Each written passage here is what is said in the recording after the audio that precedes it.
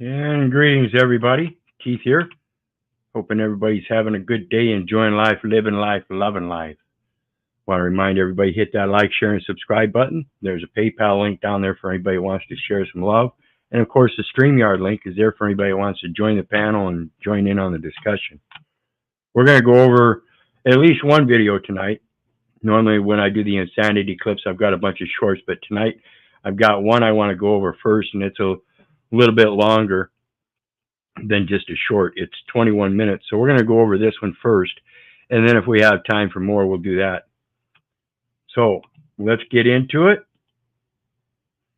And what we have here, like I said, the insanity of policing policies for thee and not for me. We have Colorado cop accused of raping his own daughter, wife thrown in jail instead. So let's see how these policing policies work out. Because this title alone caused me disturbance, and this was just put out a day ago, and I did not watch it yet. So we're going to watch it together first time through. And like I said, the StreamYard link is down there for anybody that wants to join in on the discussion here. But it says, former spouse is law enforcement charged with sexual assault on my children, and I'm going to jail today, and he is free. So let's look at it. Corruption in the justice system is punishing me for protecting my children. A Colorado cop is accused of raping his daughter, but it's the girl's mother who had to report to jail. It's all connected back to a reunification therapist and what the mom says is a corruption in the system. We're breaking it down with Colorado attorney Eric Faddis.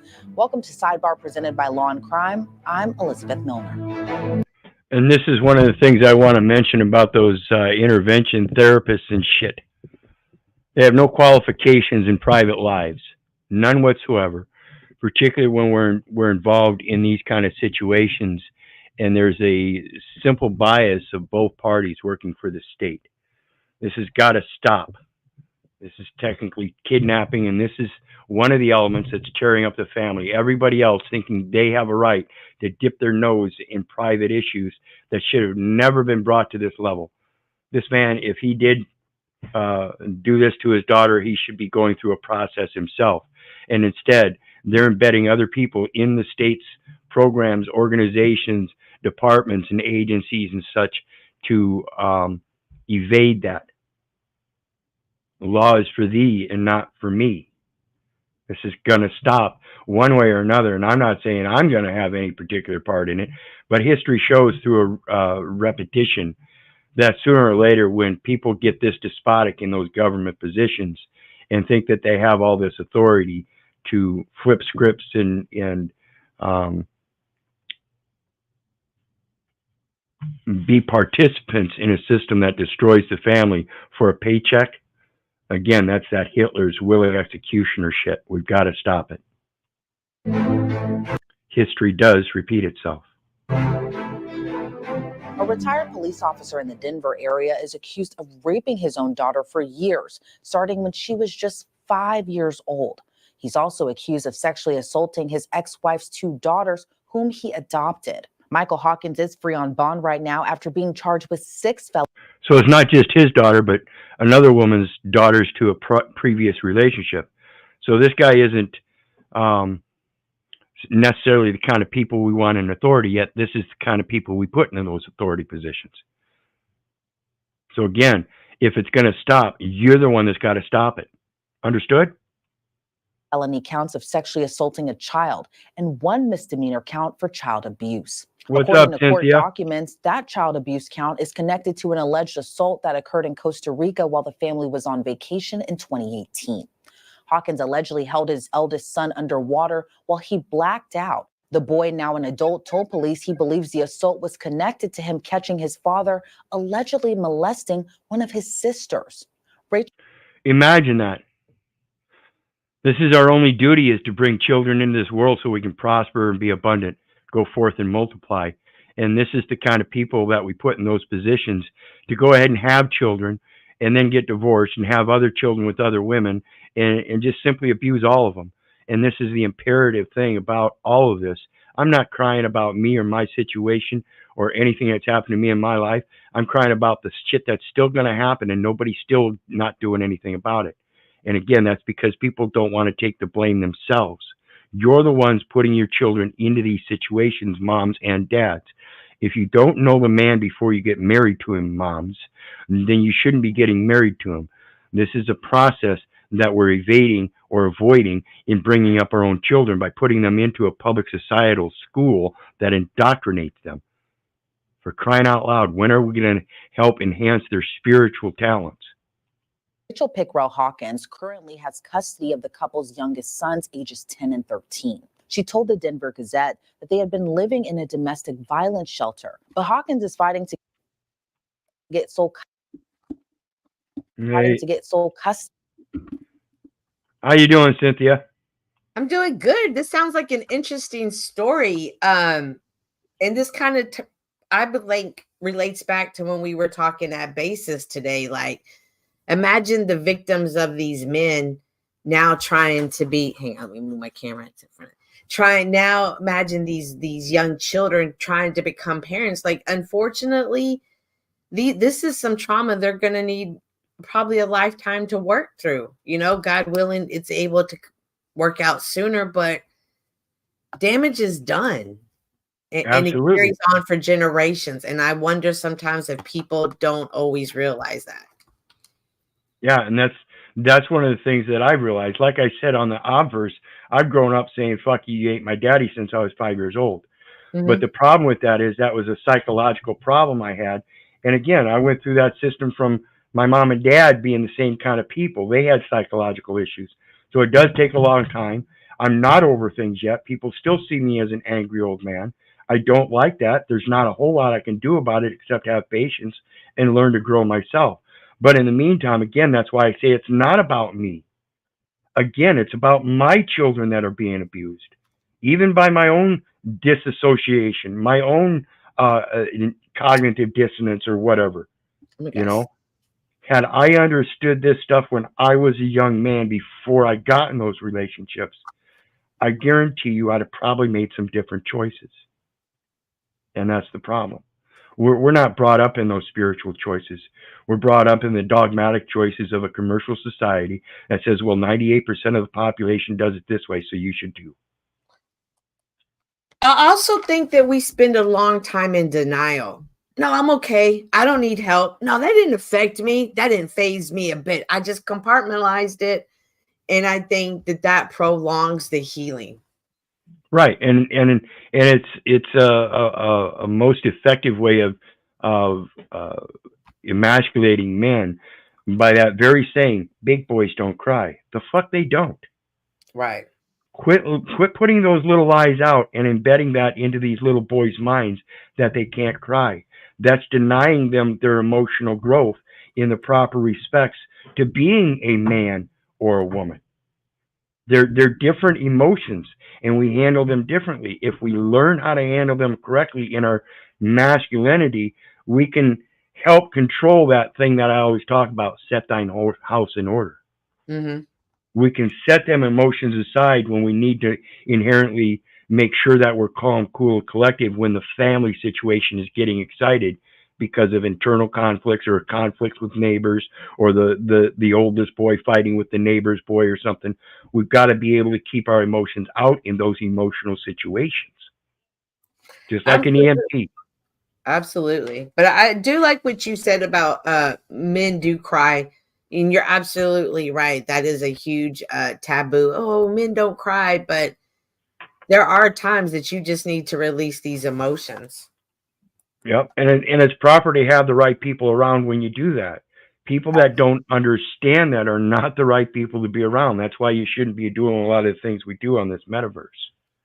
We're putting a lot of ourselves out there privately, emotionally, to people that shouldn't be involved in our emotions. Absolutely. So I tell people all the time, go ahead and call me all the ad hominems you want. It doesn't bother me. I know that's an emotional deficit. Well, I like when you said the right people, because there can be people there that you could be opening up to and you think that they're really listening, but then all along they're sizing you up, getting ready to play you. And you're right. We shouldn't be doing a lot of this on the internet, because we, at the end of the day, we truly don't know each other. And although I can get a feeling for you online, I get a better feeling if we're in person. Right. And so online, a lot of the emotions go far exceedingly the wrong way. And Mm-hmm. I'm suggesting keeping the emotions out and keeping your masculinity, whether you're a man or a woman.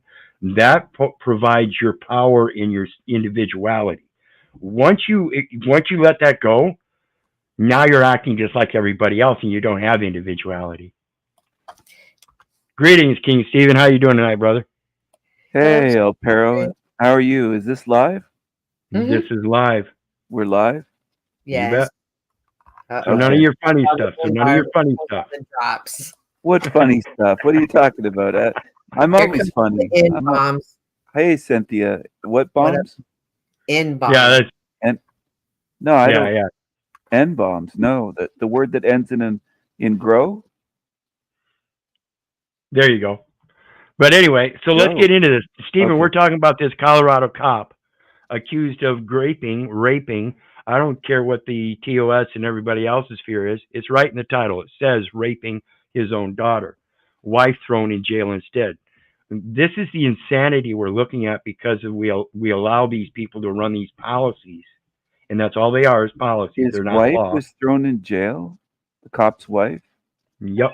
And Wow. I haven't listened to it yet. I was dumbfounded by the title, so I decided I was going to do a review on it. I So can't believe they get let- away with that in the title. I don't think my channel would get away with that.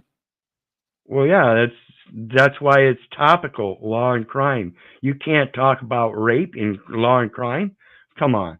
And again, remember, there's a thing scrolling across the stream, bottom of the stream, folks. Read it because it's very imperative that you understand this is for educational purposes. Again, I have the freedom to express myself, but more inherently and more power to it is your right to know. Singularly, I have a right to express myself. But multiplicity wise, everybody else out here on the panel or the chat and everybody else that's going to view this has a right to know. That's the power. Of the Yeah. two boys, and the family has been ordered to participate in a reunification therapy program. The therapy is supposed to help repair the children's relationship with their father. But Pickrell-Hawkins claims that the so-called therapy is actual psychological manipulation and coercion. She refused to allow the boys to participate anymore. So, you guys got any thoughts on this first before I get into it?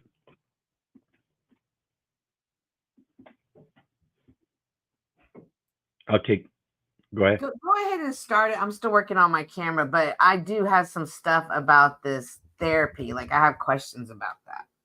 Well, yeah, when we talk about the psychology and psychiatry and all of this, we soon forget about, because it's a health issue, a mental health issue, Right. through a science, a medical science, we all of a sudden forget this freedom of association, and Congress shall make no law respecting the establishment of religion. So, is psychiatry and psychology applicable to religion? I mean, if I was, say, a voodoo doctor, would their psychology have any effect on me? If I was a witch doctor of some sort, if I studied some other kind of cultural religion, what effect does their determination of my psychology got to do with me? That's their fear. Does that seem right? Well, they were wanting to send the kids there so they could learn to react with their dad, Right. their perpetrator. Yep.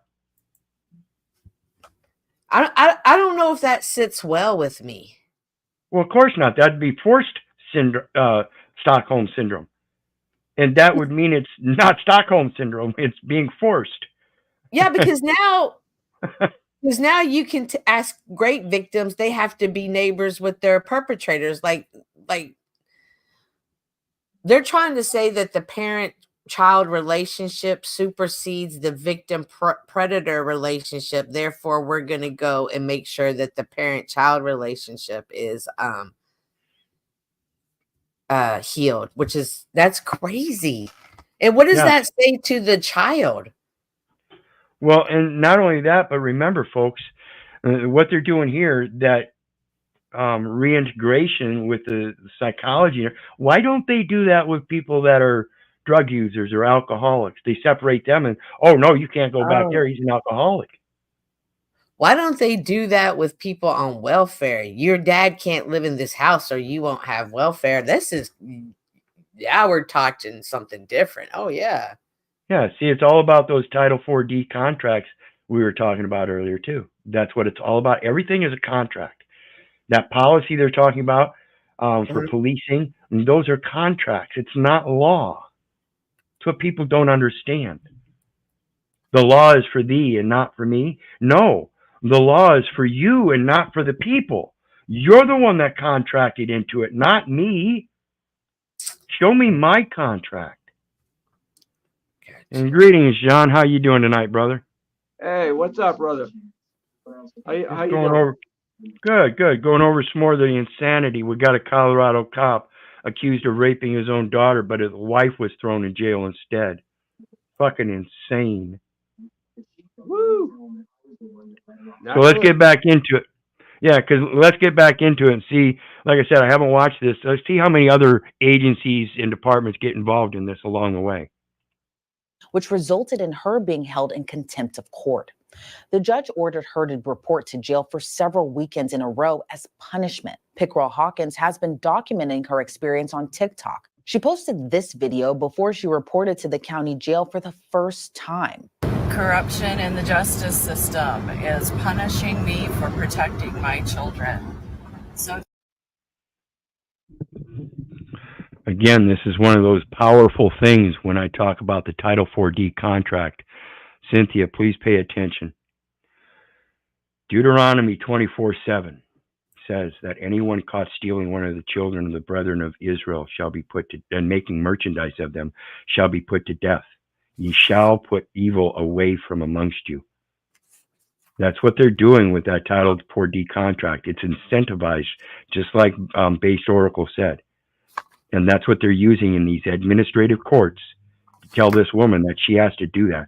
They're saying there's a contract in play and she's contracted for that. That's the wedding. That's the marriage license.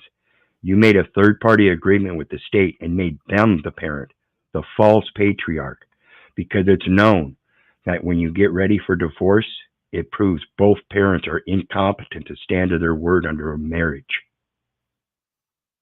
And they use the statutes, laws, and rules as a presumption on that. And they hold you to that corporate activity. It's all policy for corporate activity. Even parent and child are both commercial nouns.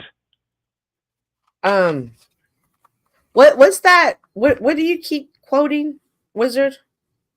Title what?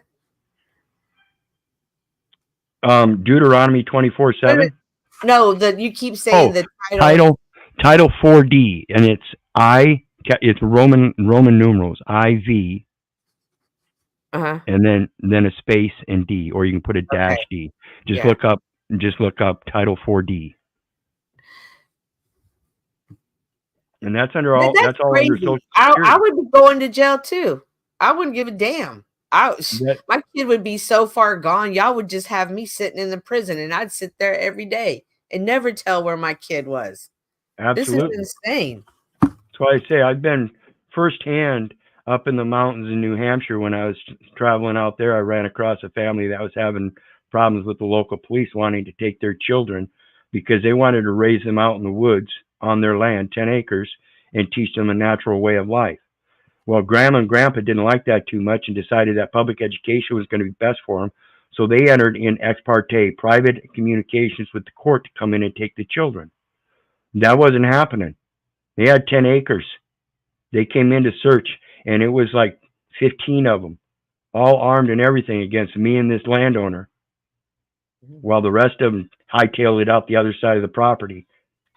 Took them a long time to find them, but they turned around. They finally did find them after a couple of years. But,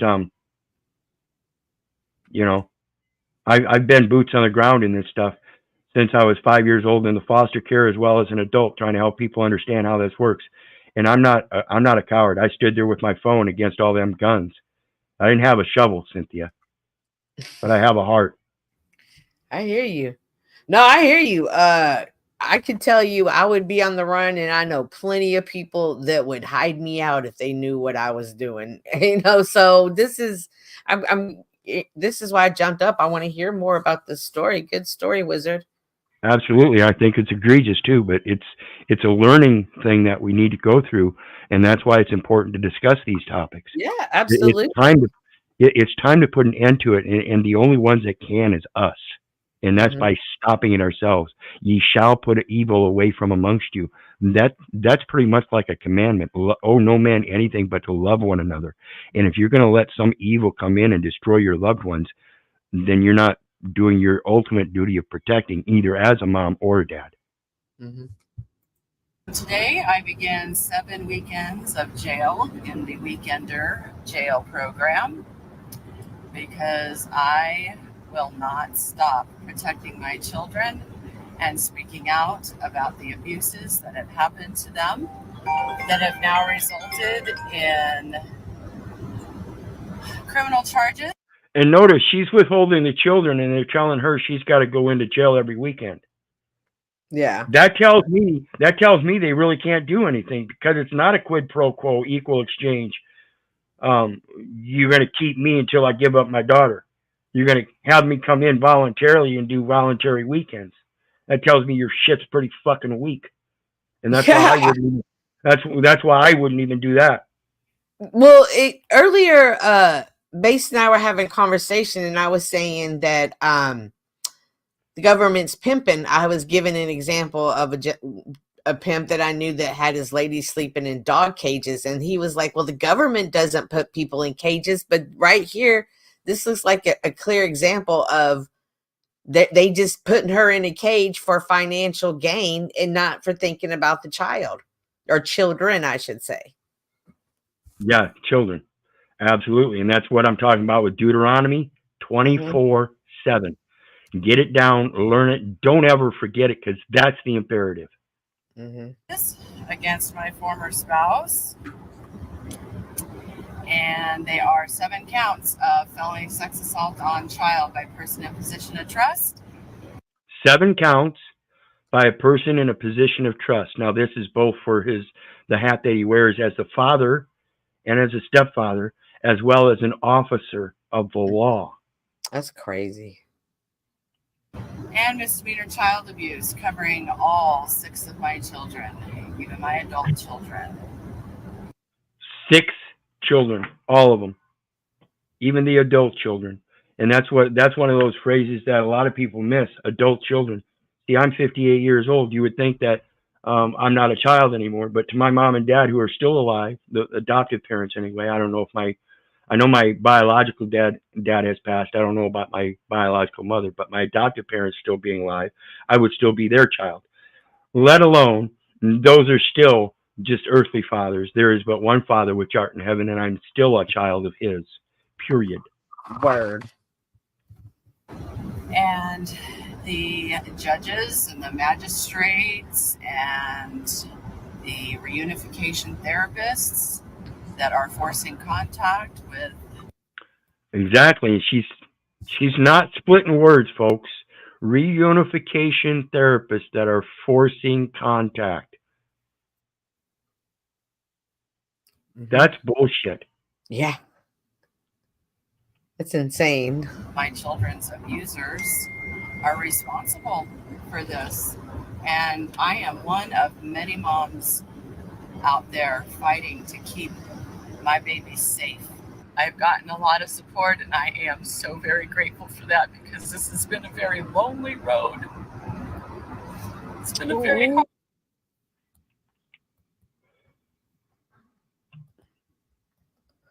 I want to cry myself. Do you get it, people? Yeah, hard and lonely. And she this is a hard road, lonely road, indeed. That's why we have to come together. I agree. Hard, difficult road, but it's one that I know that God has permitted because he's building me into his warrior, and I wouldn't be going this morning if he hadn't prepared me.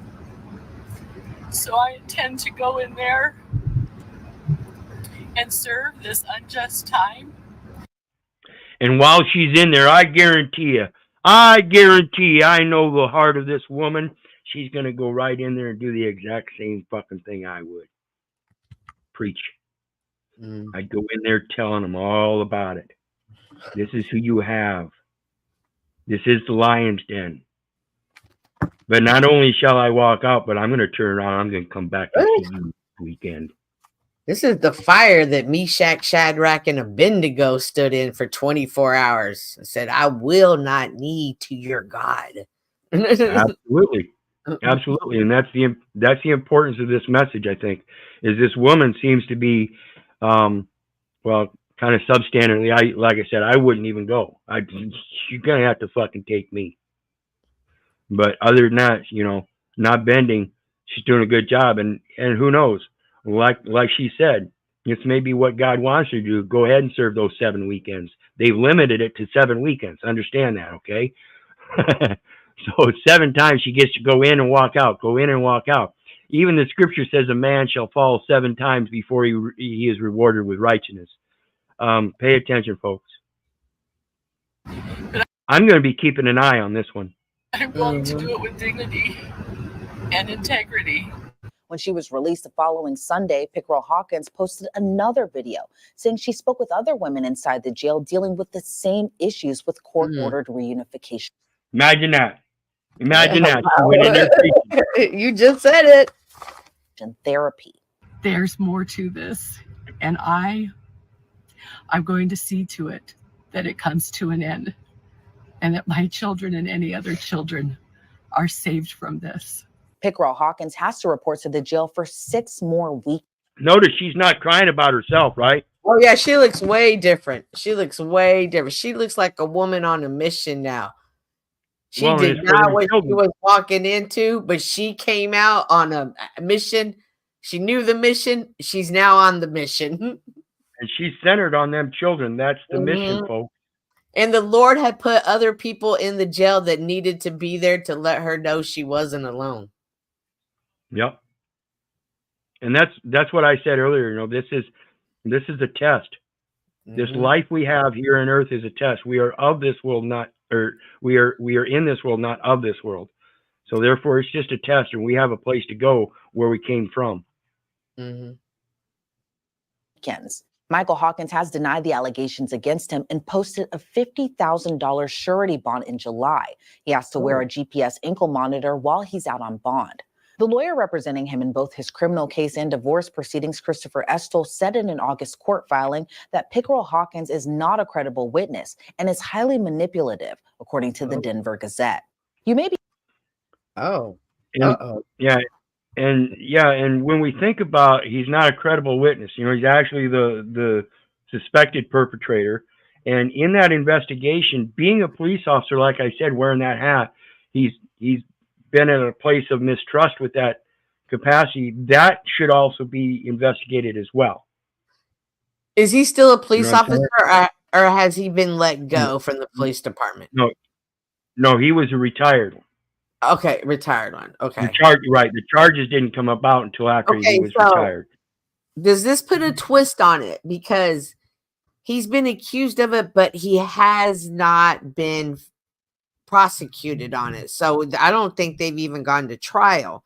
So if it is some supervised visitation, should that still be allowed? Because even though the accusations, it hasn't been proven. And he's saying she's highly manipulative. And I can see a woman being manipulative on that. I can see that. So does the fact that he's not been convicted, are we going to should we look at this different or not? Well, you got to remember, we're talking about adult children, as well as her children and his own daughter. Okay. They're all first-hand witnesses. They're all making these claims, it seems. Okay.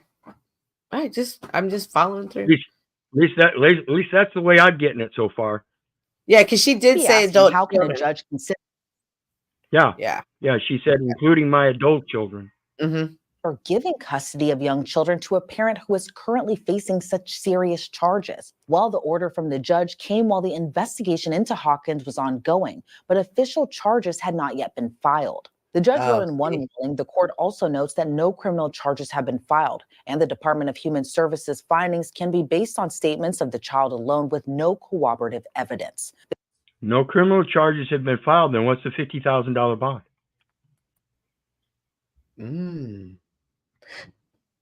She didn't she say it was 6 counts of son and multiple counts of something Yep. else?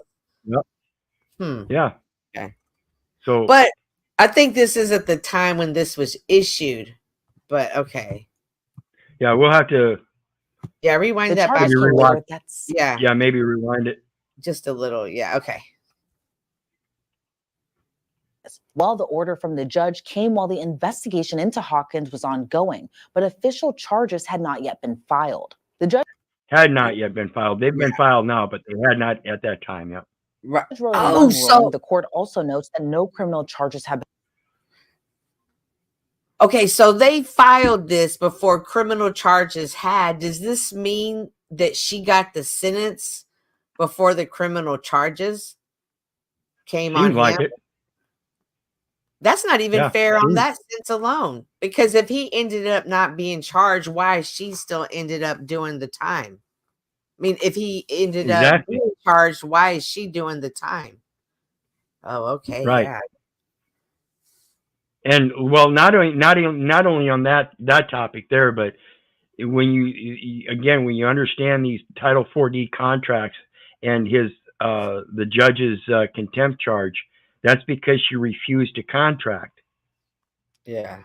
And when people figure that out, you know, that judge is in a lot of trouble. If it was me up there, I guarantee you, I'm going to show that Title 4D contract and exactly what he's doing under state power as an individual and not under his judicial power.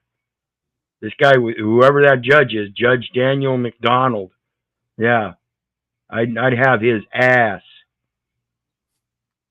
acting outside your judicial authority in enforcing a Title 4D contract under a welfare program. Yeah, this guy's in a lot of trouble. Been filed, and the Department of Human Services findings can be based on statements of the child alone Greetings, with GS. Hey, GS. no Hey, cooperative Laura. Hey, evidence. Jeffrey. The charges came later that same month. The judge also said that the allegations Laura? against Hawkins do not involve the 2 children he's trying to get custody of. That magistrate upheld a ruling from a previous judge that required weekly 2-hour reunification therapy sessions, some with the father present and some with the boys on their own. Court documents show Christine Bassett is the marriage and family therapist assigned to the case through the Lighthouse Christian Counseling Network. Pickrell Hawkins was accused of interfering with the court-ordered therapy, but she claims that the intense sessions are harming the children. The mother says she has requested the court. Intense sessions are harming the children. I'm telling you what, as a child that went through those sessions myself in the foster care system, they can get intense, and I'm telling you, as intense as they get, I think they're more harm than they are help. Like I said, I don't believe that psychiatry and psychology is the right path.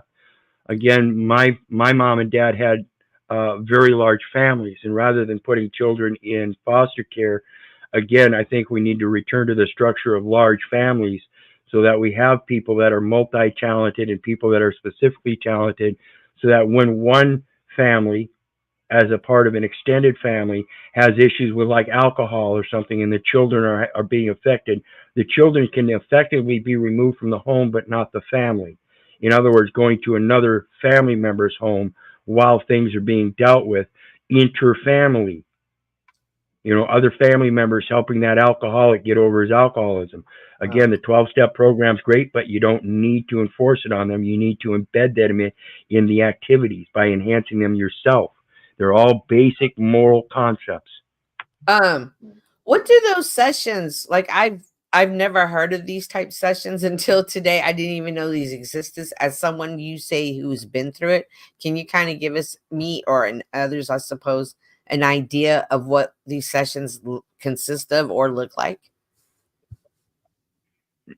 Well, yeah, can you imagine asking a 6-year-old how they feel? It's that simple. Can a Is 6-year-old really tell you how he feels until he learns what the reality of those feelings are through real life experiences? See, it in, at 6, 7 years old, they're still been coddled and stuff, and they still, they're still trying to develop some kind of spiritual nature. so I guess the intensity is the questions that are being asked, the time you're forced to be somewhere you don't want to be, in a situation you don't want to be in. Okay. And you're asked questions that you really don't know how to logically think about because you're still only 5, 6, 7 years old. Okay. That's a good point. Okay. And even at 8, 9, 10 years old, you're still not that much more cognitively developed, though you could probably conceive those concepts a little better. You still wouldn't be able to fully explain them. That's why we have an age of majority. Well, don't they have the child counselors? I know, like when I've ever watched the first 48, and there's always been a child, who was the victim, the witness. They always bring in a special child counselor, be like, and they do have that child like talk with them, and they kind of go down to the child's level. Is it not the same for these type situations? Well, it's just like Generally Specific says. Most of those therapists are more mentally jacked up than their patients, and that's because they get those degrees and stuff, and they become narcissistic and authoritative almost, saying, "Well, I've been through the study. And the study aid doesn't tell you about my firsthand experiences." And as a 5, 6, 7-year-old child, that's what they're trying to drill out, is the emotional events or triggers that you've gone through that make you feel a certain way, and you really don't know about it yet. You're still confused. Okay. Does that make sense? No, as a 5, 6, 7-year-old child, I really didn't know what emotions were. So when they asked me what made me angry, I really didn't know how to express it to them. And that's crazy. My older son, I used to ask him questions, and he'd always be like, "I don't know," and I'd be like, "I don't know is not an answer." You know what I mean? Like, and I used to get mad at him, like, Yeah, because we you don't have have to the know answer yet. We something. haven't been Yeah, you have educated to in know it. something. Like, you have, like, okay, oopsies. Yep. Was that too hard? So yeah, it goes to that spirituality versus that psychology. They really don't interplay very well. Okay. To allow her to find a different therapist, but says she was denied. She says she arranged for family members to care for her youngest children when she reports to jail for the next several weekends. And again, see, she's family members for family care. Family members for family care. And also point out that those were male children. I was under the impression that these were female children. Yeah, we have yet to find out, do we? It's Well, 6 no, children. they're in the picture, but they're just faces covered. But are they male or female in their clothes? They look like males. Michael Hawkins has made headlines with the court-ordered therapy. Yeah, they look like males. Yeah, those both look like males. And again, you can tell this guy's a little bit older. He's got a larger head. He's probably a good 14, 15 years old here. This guy looks like he might be 10, 11. Yeah. But that's only 2 of them, So that adds an extra twist. That adds an extra twist to this. Absolutely. Intense sessions are harming the children. The mother says she has requested the court to allow her to find a different therapist, but says she was denied. She says she arranged for family members to care for her youngest children. They look like boys, right? Yep. Or that could even be a little girl, a little tomboy, because of what's happening. She wants to be a boy. Yeah, you never know. Yeah. You never know. And that's why I say the confusion. See, if you think back to your own time, you might think that you had a good, joyful time. But when you think about the things people as adults asked you, did you really know the answers? Well, I look back. Well, I thought I was having good times. And as an adult, I look back at some of the conversations I had with some of these men when I was little. And I realized these men shouldn't have been having these type conversations with me. But as a kid, you're just like, yeah. Yep. So let's get on. When she reports to jail for the next several weekends. And Michael Hawkins has made headlines before for a different reason. He was one Oh, of the first police officers to respond to the Aurora movie theater shooting in 2012, when 12 people were killed at the premiere of The Dark Knight Rises. He testified during the shooter's trial, recalling how he carried a child's body from the theater. Hawkins' daughter told investigators that her father suffered from PTSD after witnessing that horrific scene. And she said that the first time he allegedly assaulted her was later that same year. Hawkins medically. okay. Well, let's talk about the mentality of these young boys brought into a situation like this where they had no traumatic experiences like that. Like I said, as a little boy, even going through counseling sessions, it can be traumatic. What about the real life experience of carrying out dead children or people from a scene? Do you know how that really affects you? Do you know how it affects you if you were to try to resuscitate your own son and not be able to do so? I'm telling you, it is a traumatic experience. Is that a trigger for what he did later on? I don't know. I'd never use that excuse. I never went on to do those kind of things. But we have to think about the mentality of him as an officer. And again, he's in a position where he's allowed to use that mentality at the most immature level that he can, because that's his purpose, is to dominate people through an authority figure, not to have any maturity about it, and just to enforce an authority. Is that post-traumatic stress? Does it click a switch? Obviously, it now has the side effect of him being abusive that same year. Are we going to take that into consider? Are we now going to factor this in, or not? Well, again, I can't really do that myself because I don't understand it. Though I've read a lot on psychology and psychiatry, I myself have never found a reason that would bring me to do any of the things that some of these people do, despite the fact that you hear me hitting people on the head with a shovel. Understand that they came at me with the shovel. I only got lucky in how it ended up. But that's, again, goes to my instincts and intuition rather than remembering I'm not supposed to do this or I'm not supposed to do that, and learning how to act in those kind of situations. I didn't have to learn. It was instinctual. So it's, again, comes down to the psychology of how these people think when they get these jobs and take upon those responsibilities and duties and think they just get to sling a badge around. That's so immature. And I can't see how a 23-year-old can do that. It's because we allow them.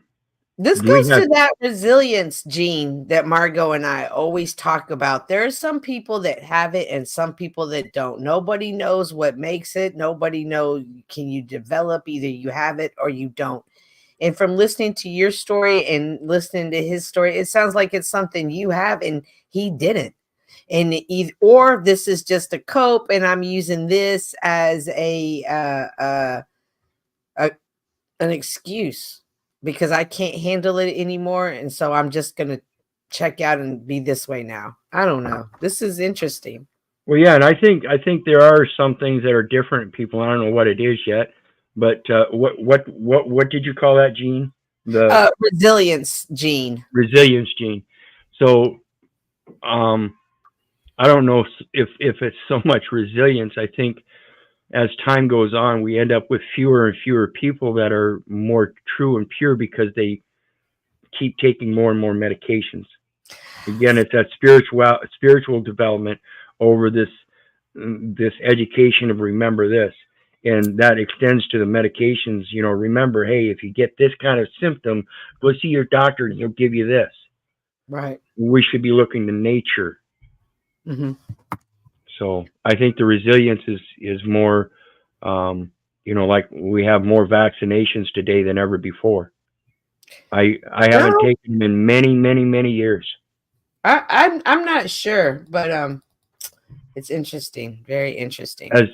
As well as tap water. I haven't touched tap water since I was 10 years old. I bought clay cups today. I finally found some, and there you go. So excited. They're curating overnight. I can't wait to start using them. But absolutely. Come on, Keith. You're missing out on the formaldehyde and the aluminum. And welcome, Anthony. Anthony, how you doing tonight, brother? I'm good, thanks, Keith. How are you guys doing? We are well. We are well. Just going over this policy for thee and not for me. We've got this Colorado cop that's accused of raping his own daughter, but his wife was thrown in jail instead. So we're just going over this, trying to figure out how the fuck this kind of insanity works. Well, What are yeah, so watching? far, if I may comment, Mhm. I think it's like you stare into the abyss, and the abyss stares back at you, and this man is just like broke. But that's not an excuse to completely forego equity, to forego his oath, and just to forego Well, divine law humanity. and Yeah, right, humanity itself. exactly. Yeah, and you're completely going against divine law. I mean, you guys can't be doing this in these sort of positions, and it's very common to abuse them. I'm wondering how many people are colluding with this guy, since he's an official. Yeah, that's why I'm reviewing this. How the hell this would be the only case I've ever heard of where something like this might happen as a cop against a wife. How does this shit happen? Okay. We were just talked about men should be able to cry in safe spaces. He's now been in this traumatic event. He was one of the first ones that ran in. Did this event happen and he be deemed a hero, but secretly he has all these struggles, these trials, these tribulations, and nobody to talk to, and then he just unleashed it this way? Is this a possibility? Yep. And this goes back to what we were saying earlier at bases. Oh shoot, I lost it. That sometimes things are going on that we don't know about that affects the way we parent. And I wonder if this was but this is a police officer. He has access to counseling, but what is a police officer? How is a police officer viewed if he needs counseling? Like, this is such a double-edged sword.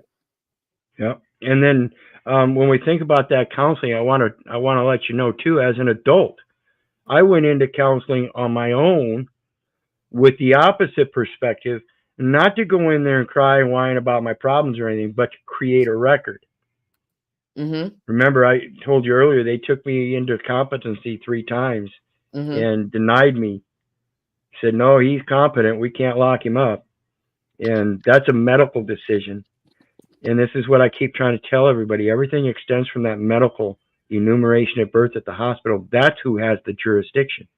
If you go to a competent, let me explain a situation. 18 years old, and I got a second-degree robbery charge, my first charge in my life. Okay. The people that made the determinations that I needed a competency test at that time sent me to the health institute, mental health institute, for a 30-day evaluation. This is judge, court ordered. I got there. They did the MMPI or MPPI, and their evaluation took them a week, and then it took them a week took me a week, and then took them a week to review it. So within 2 weeks, the test was done, complete and everything. I had my counsel with the doctor. And at the counsel with the doctor signed some papers and told me to call for a ride. He was releasing me despite the court order for a 30-day evaluation. And he didn't communicate with the court saying he was doing so. He just did it because he knew he had the authority. So it's wow. It's been a strange question in the back of my mind, but over the last 8 years, like I've said, when I did my research and realized everything's from that enumeration at birth at the hospital, that's a military venue, guys. Someone in the chat, Laura, asking the chat, was he on meds? You know how they mix stuff together. That's true too. Absolutely. We were questioning that on the one yesterday on what's his name's Caucasian Sasquatch, about whether, the missing medication, whether he had been taking them and got all strung out on them, or he made it look like she committed suicide and got rid of all of them, as if though she took those with her but nothing else. So anyway, so let's get back into it, because this guy is definitely a pig. in my opinion, so far. He retired from the Aurora Police Department in 2018. Again, he has denied all the allegations against him. I want to quickly highlight a sponsor. So here's where I have a big conflict. God dang it, my screen is giving me problems. Here's where I have a big conflict. Denying all the allegations. Sorry, Snafu, not gonna have it later. So here we are. We've got a guy that is denying all charges, and like I mentioned before, it's not just a singular charge, and it's not just from one person. Right. It seems to be multiple firsthand witnesses to multiple firsthand abuses. I think it was So, 6, right? well, 7 charges against all 6 children, so it would be at least 6 violations minimum if he only did 1 violation per child. So Right. I find an egregious minimization of that. And you know, they probably just said, "Hey, you've done so much. You can only get so much. Why are we going to attack them all?" You know, you never know what the court systems are doing. Yep. Or a sidebar that makes episodes like this possible, and that's Noble Gold. If you're worried about the future of this economy, this could be the company for you. With so much uncertainty these days, .com or call them at 87. Eric, thank you so much for joining us today. Now, a former Colorado police officer accused of sexually assaulting children, one of which was his ex-wife's daughter, who he adopted, but he's free from jail. What's your reaction to that? Yeah, you know, I think an irony that a lot of people are picking up on is the fact that he is charged with sex assault on a child and child abuse. He is free. He's out. He's a free person. Whereas the mother, who says she's trying to protect her children from him, has now been sentenced to jail for allegedly disobeying a court order. And so a lot of people are saying, "What's going on? How could it be that he's out and she is in jail?" And are you surprised bond was even issued in Hawkins's case? And Absolutely. Absolutely. This again goes to that point where I'm making. If there's 6 victims, even if they were only a victim one time, that's still 6 times. Repetition. And I cannot believe that having started in 2012 and having happened for over a period of years, including adult children, I can't imagine that there's only 6 events. Right. So that it was just $50,000 given the severity of the allegations against him. You know, 50,000 seems low to me, especially for the nature of those charges. You know, I've seen much less severe charges get even higher bonds than 50,000. You know, some people have speculated, hey, this person is a former police officer. Did that influence or bias somehow affect the bond and how these proceedings have gone? The jury's still out on that question. So that's one of the questions we were talking about earlier, Cynthia and John and Anthony, is are there other things behind the scenes that are helping affect this? You know, like his connections with these other officials to make that bond so low and stuff. Oh, yeah. Yeah, absolutely. They're trying to cover his ass because he's been shitty with them the whole way. Yeah, and this gets to this point, you know, he has to be. Yeah, and so Cymatic Earth, yeah, I agree. They're dirty as fuck. They work with each other. They help each other. They scratch each other's back, and yet they pretend like the left hand doesn't know what the right hand's doing. Bullshit. I beg to differ. All the information is out there that they know that they're supposed to interact with each other in a certain way, and when they can do it to their advantage, they're going to pat and pad each other's backs and pockets. It's all about the money. But bond is rather low. And what are your thoughts on him being accused of sexual acts against children, one of which, again, was one of his own daughters, but is fighting for custody and sole custody at that for his sons, who he shares with his ex-wife? Yeah, you know, I mean, the family court judges are definitely have a difficult role, right? That they have, they're dealing with. They have a difficult role because they shouldn't have their fucking nose in family stuff. Anybody disagree? I would never. Well, I definitely don't disagree with you, but I would never trust anybody in my family to take care of my kids. As much as I love them to death, not one day would I ever let them take care of my kids. Well, And and I'll tell you, unfortunately, some families, even no matter how big they are, they're broken. But the yep, foster system isn't the answer either. I'm definitely not saying that. right. And so I'll tell you a little story about that there as well. Family members shouldn't be trusted either. And so I took a step towards granting temporary custody to my sister while I had my daughter at one period of time so I could get done with the meth stuff. I knew Uh-huh. that was a problem. This is when Right. I first came back from Nebraska. And so I gave her temporary custody, and she lived 4 blocks away, just up around the corner. And so I took care of myself in my own home, but I also went over there many times, clean, as I was cleaning up and going to program and all that, and visited and helped around the house and even babysat for her a few times for her and her husband could go out. You know, it's kind of nice to be able to babysit my own daughter and with her cousins, right? Right. So, but when it came time to get my daughter back, this is the second custody time. Uh-huh. I got custody from my baby's mamas, and the second time was against my sister, and so we went to court, and it was just merely, you know, the judge sat there and tried to tell me I needed to stop getting so brazen with him. I said, well, it's time to stop. Um, uh, it's time. It's time to stop wasting time and have my daughter tell you who she's going home with today. And he just kind of went, because see, my daughter at that time was 12, and in Iowa, she has the right to make that determination, and we had already discussed it. She was coming back home with dad. So it Mhm. was my sister and that system that was trying to prevent my daughter from coming home to her dad like she wanted to. Right.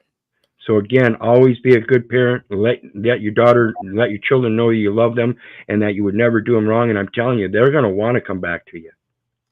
Absolutely. But then I think of that, but I think the court systems is like the regulator, because I also think of the parent who, I don't know. Hang on, let me kind of focus this thought more. Like sometimes there are people who shouldn't have kids, and they can bully people. Like if there wasn't a court system, the parent, like let's say there was a father who really wanted the son from the mother but was abusive, and the mother knew it, right? It'd been like this, he was a well cop, and there was no court system that he could overbully her and just keep the kid because there was nothing to balance it back out. We were talking earlier on another platform about equality. The court system, although it is not perfect and it is flawed, it does bring about a certain equality that is needed. It may not be the Right. perfect equality, but it's in the arena, and it's better than nothing. Well, and it goes back to that family structure. If we had stronger family structure and bonds, then that family could take care of that. Again, like I said, a temporary situation where somebody could take care of that child or children until, and of course, again, other family members helping that adult get through the situation so they can get the children back. That's not what this system does, though. It's almost like it has to be a double attack. We have to attack the court system and make it better, and we have to start attacking families and teaching them how to heal and stay connected. Absolutely. It's a double attack we have to unleash. Right, and that's why I say it's ultimately our responsibility again. It's always going to be ours. Oh yeah, absolutely. Yeah, it's your With extremely- responsibility to be your brother's keeper. That's what it's all about. And you're supposed to love your neighbor like you love yourself. And that's part of being neighborly and following Jesus' commandment there. If people are struggling like this, or the family court is screwing people over like this, it shouldn't go further than the community. People really need to start getting connected again. I mean, that's what church was all about. And then if shit like this happened, people took care of it. And there wasn't any fear of consequence from that court system. Right. If And that someone's was, a piece of shit, you're gonna deal with them. You don't need the court system to prove or not prove the innocence of someone. Like for instance, in Minnesota here, judge let some guy out on like a assault charge with no bond, and then the next weekend he's out. He cut a pregnant woman's head off, Oh, I saw that. and Yeah. this happened 30 minutes away from me. oh, This is wow. seriously fucked up. And I've seen from another gentleman, I was in the law library, they are literally federally funding breaking up the family unit, which federal grants for all of these cases. So everyone that gets a split custody, they're getting fucking money for it. Yeah, it's That is incentivized. Like I said, bullshit. like I said, Title 4D is incentivized. I've done a lot of research on Social Security and foster care. I've been through both. Mom was a Social Security, worked at Social Security for 29 fucking years. I guarantee you she probably never read the Social Security Act. Yeah, so just as well as anyone. So And let's get back into this, because this has got me concerns. It's very curious how this is working out like this. I can't believe how many people have to be insanely out of their mind to think that this is going to happen the way they think they want it to, and make this woman look bad. I don't understand it. This is ridiculous. high emotion in these cases. These are very serious allegations.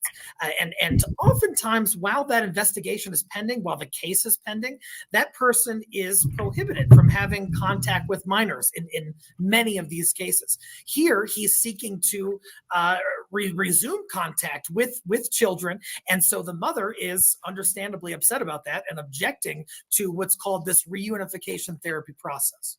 And let's get into that, the reunification therapy program. Why do you think that was suggested, given the allegations he still faces? Also, given that he's also accused of physically abusing his son that he's trying to reunite with? See, and again, I agree with reunification.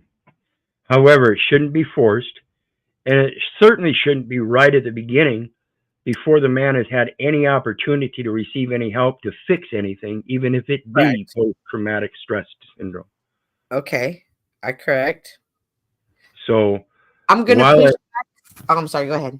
While I agree unification is an intent, it shouldn't be embedded in the beginning as the effect. There should be certain steps along the way to make sure that the reunification works and is a valid reunification. In other words, if he is a suspect, make sure that's cleared up first. If he's then found guilty, we got to fix you first before we go giving this child back to you. I agree with you on the system needs to be, but I'm going to give a little pushback, not too much on that it needs to be forced. You clear it back up with not in the beginning, but it should be fostered. Because how many times have kids been like, I'm so mad at my dad. I hate my dad. I don't need my dad in my life. But then as they grow up, child's choice.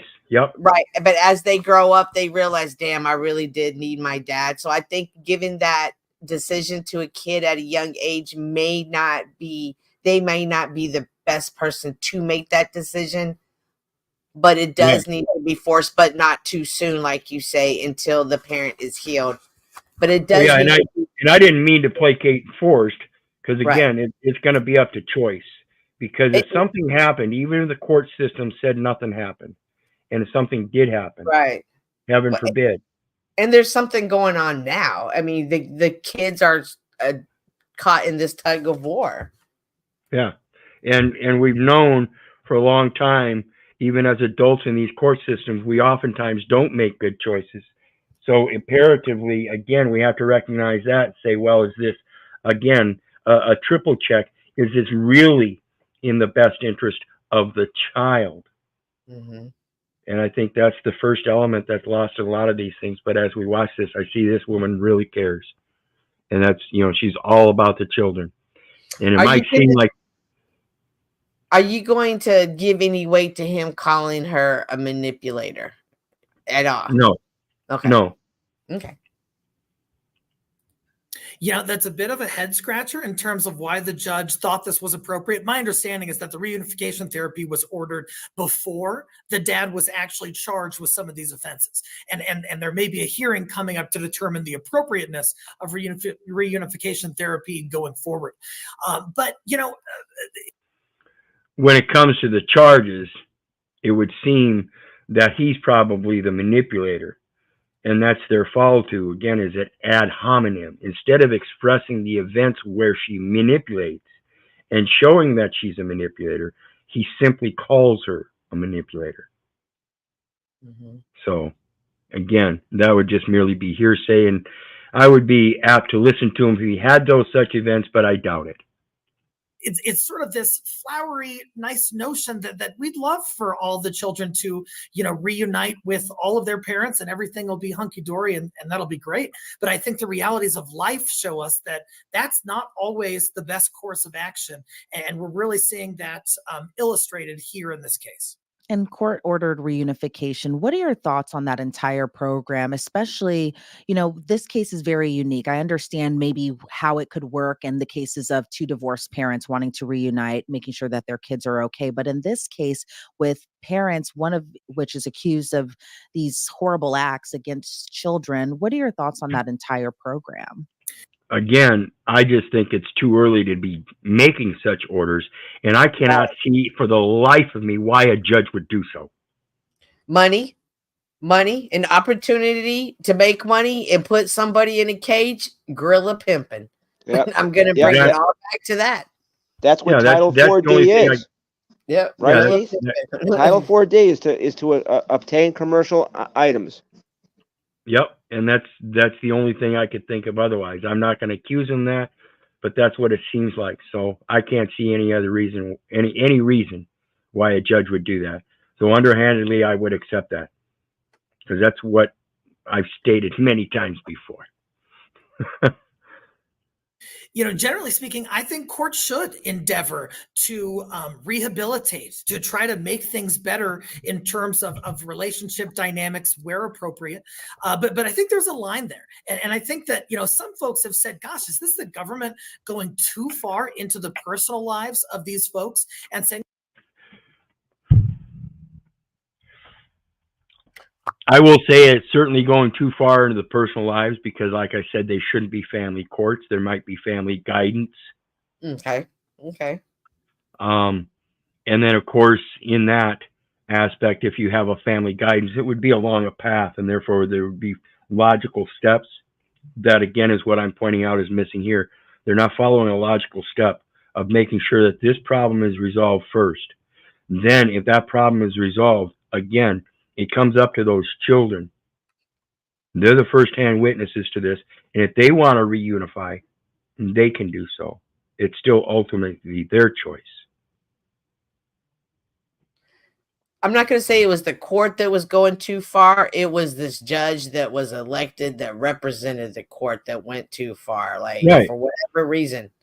That's what I'm pointing out. He's got something in the background. Like you said, money. There's something in there. He's getting paid for. Otherwise, he shouldn't be fucking putting his fingers on that. It's something. There's something going. My daddy always says, if something doesn't make sense, it means that there's something going on that you don't know about. And so that does not making sense. Absolutely. He jumped on it so fast. There was no, we'll reconvene in 90 days, 30 days, 60 days. Yep. It was a one and done. Absolutely. And that's the greed of these people. Mm-hmm. They think they can keep pushing their authority. I guarantee you, I'm going to follow up on this. I'm going to find out what's going on here. I hope this guy gets his upcomings. Let's put it that way. For you, we know what's best for your kids. Whereas the mom is saying, whoa, wait a sec. It's not best for my kids to be around this person at this time. He's facing charges for sex assault on a child and child abuse. And, we've kind of touched base a little bit at the beginning of this interview, but bringing us to talk about Rachel in this case, I think a lot of our viewers, everyone who reads about this case, it's just so surprising to hear a mom is thrown into jail for doing what she believes is best for her children, protecting her children. What is your reaction and what are your thoughts on how she's dealing with all of this right now? You know, What do you think about that, guys? Very good question. How would you deal with a situation like this? Like I mentioned earlier, she decided to go ahead and spend those 7 weekends in jail. That's the way she felt she should deal with it. And while she's in there, she said exactly what I figured she would. She's going to preach. She's going to talk about it. She's not going to be quiet. She's going to speak the truth. What would you do in this situation, Cynthia? Well, I would do that, but let's see what happens. Let's see if she hits a press tour. Let's see what happens. Because now, I want to know. And then she also mentioned that there were other women in there that were going through the same thing. So, is this a rogue judge down there that's doing this to people and she's finally speaking out? That's interesting. And B, is this someone who is manipulative, like she's being accused of, and is just using this for clicks and views? I mean, obviously not clicks and views, but did she make this up? I don't know. Based on the track record Yeah, and of that's support staff and people, Yeah, it might, but it's them. But see, I'm yeah, curious and that's how many other women are spending weekends in jail because of their refusing to take their kids to this. Like, now that I'm hearing more about this story, is it this one judge doing it, or is there really other women in there going through this? Is this a one-off? What is this? Well, it's nationwide for both parents. yeah, Guaranteed. yeah. I would Oh, say is it's systemic. Yeah, I would say it's systemic. Yeah, and Yeah. it's even more systemic on the father's side when they throw him in jail for not paying child support. That's debtor's prison. Yeah, and That's what, it's in the Constitution. You can't be jailed for a debt. yeah, and that's why I get on them about that Title 4D contract. You're not going to tell me I have to contract to pay child support to the state so that they can turn around and enforce a welfare program that's already instituted for single mothers. Just because I'm the daddy doesn't mean I now have to pay for it. That's not the way it works. I will support my child, but I will do it independently. And I have all of my receipts. Unfortunately, not all fathers feel that way, and I some. know, and they should. Well, They're willing to pay. They're willing to pay the false patronymical fatherhood to do so, without understanding what they're doing, and that allows it to continue on. If they knew the difference, they wouldn't. I guarantee you, if people knew what was going on, they would step up and take that simple responsibility and say no thanks. It's that simple. Yeah, and it really is simple based on the cost, based on the time, and based on everything that will happen. It really shouldn't be something that every man that's going through it and getting fucked, or a woman, they need to research it and they need to shut it down. And see, it played into my custody case against my baby's mama when I showed him receipts for everything I bought. And in the certain instances where I caught on to what she was doing, which was taking pictures of my daughter with all the new things that I'd gotten her, and then turn around and took them all back to the store and got the money for it. How they do that, giving money back without the receipt, I don't know. I don't give a fuck. All I know is that's what she was doing. That's what my daughter testified to, and I had the receipts. So when it came against the child support, they're trying to say I didn't pay child support, that she never received anything, when I had material physical products she received through the postal service. Okay? I've been on this a long time, Cynthia. It's all about the contracting, and I'm tired of people not understanding it. You don't have to contract, and when they try to say that you do, prove it. What tells you I have the capacity to contract? I don't even understand your language. It's important, folks. I hear you. Now, what a terrible position to be in. Not only are you going through a divorce, which is a huge bummer as it is for anybody's life, but on top of that, you're dealing with these child custody issues, these severe allegations against the father, and she appears to be just trying to take measures that she can within her own power. To protect those kids. Now we need to make sure that there are court orders that are valid and that are enforced. But it appears that she's kind of engaging in a little bit of civil disobedience, in my opinion, here, where Fuck you. Well, You ain't my daddy. It's a I find false it- patriarch. Go ahead. I find it odd that the dad is trying to get custody back. Normally, if somebody did do such a thing, they wouldn't fight custody.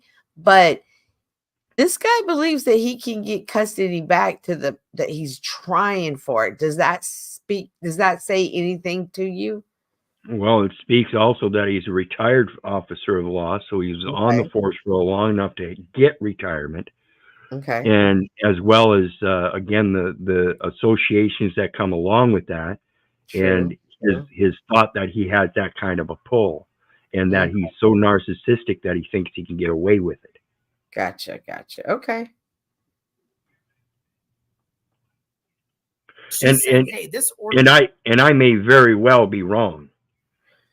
That's but you bring up a valid point. I bring up a valid point. Like, yeah, if I know you didn't do it, if I know I didn't do it, and I don't care what you say, I'm going in and I'm believing that truth standing on my side.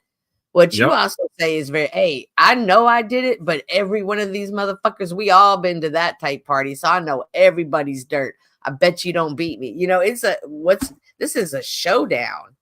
Well, and I'll tell you the other perspective, because in case you didn't realize it, I ended up giving up custody of my daughter because the state and my ex-wife kept trying to get the state involved. My ex-wife thought she would get custody of my daughter. She's not the biological mother.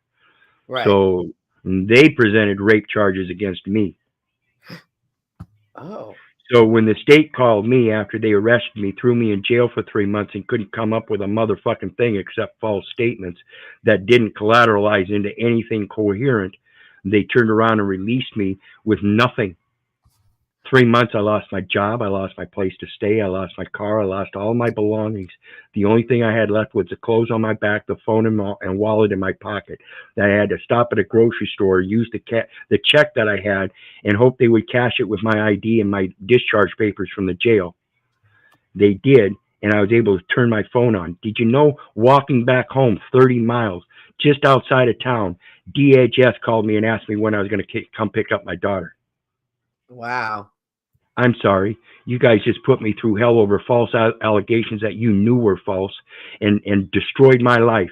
And now you're telling me that I'm walking home with not a motherfucking thing that I can come get my child. How the fuck do you think I'm going to raise my child now? You take care of her. How long was that process? You said 3 months? 3 months. 3 months. So could he be going through something similar? Are we within the 3 months? Absolutely. Okay. Absolutely. They got to bring you to trial. Okay.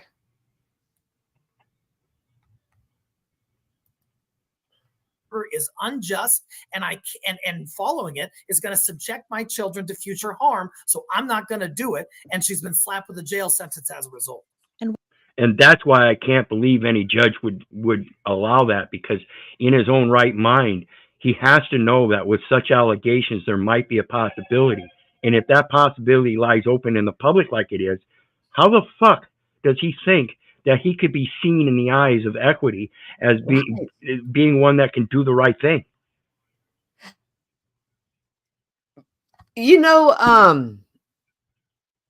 I heard once about a serial killer who had just gotten away with it so long there towards the end, he would just drive down the street of a neighborhood and just throw his victims out the car because he had never been caught and he believed he could never be caught. Is this something similar to the judge? Has he been doing this that he thought he can be stopped? And now we're about to open up same thing with the officer. It's systemic. They all think they can get away with it, so they buddy up with each other and help each other get away with it. Interesting. I don't have any faith in these people, guys. None. I hear you. None. What No type of trust, no faith. legal actions could she take in this case? Can she take any legal actions in Yeah. this case? You know, contempt is hard to get out of. Contempt is essentially that the allegation that she knowingly defied a lawful order from the court and that she interfered with this reunification therapy. You know, an order is an order to pay. That's evidence that it's a commercial activity. They have to pay and make an insurance claim on this woman when they put her in that jail for the weekend, every weekend. It's an insurance payment. And they have to present a bond so they can get prepaid for her stay to then order her to do so.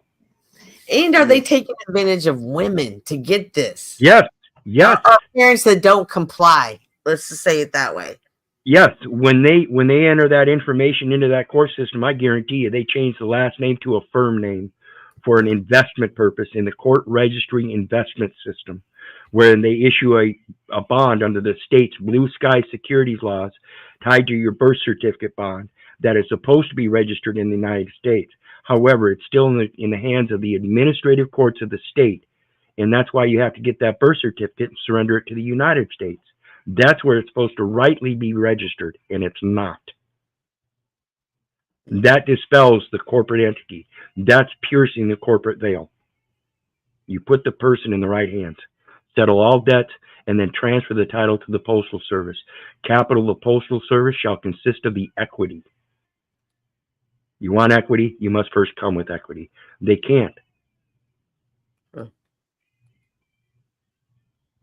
Sometimes you can challenge contempt on the basis that the order was vague. Sometimes you can challenge it on the basis that she didn't knowingly violate it. Instead, her headspace was somewhere else. She was trying to do something else. There's also a possible choice of evils defense here in Colorado. If choice of evils event, absolutely. What was that? What did he call it? Choice of evil event. What's that? That's when you vote for a president. You just vote for the lesser of two evils. Oh. Her children were in danger. Either way she looks at it. Right. So she's got to take the lesser of evils and take care of them children the best she can, even at the cost of her own life. That's the lesser of two evils. Gotcha.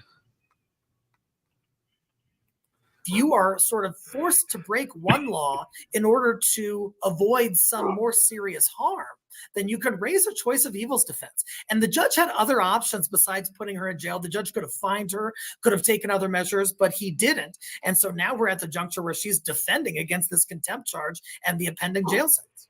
And how much of the children's voices can be heard in this type of case? Is there any possibility that they can go to a lawyer, you know, and I'm just kind of giving a scenario here, go to a judge and tell the courts, you know, I don't want to be near my dad at all. I don't want to be around him. I don't want.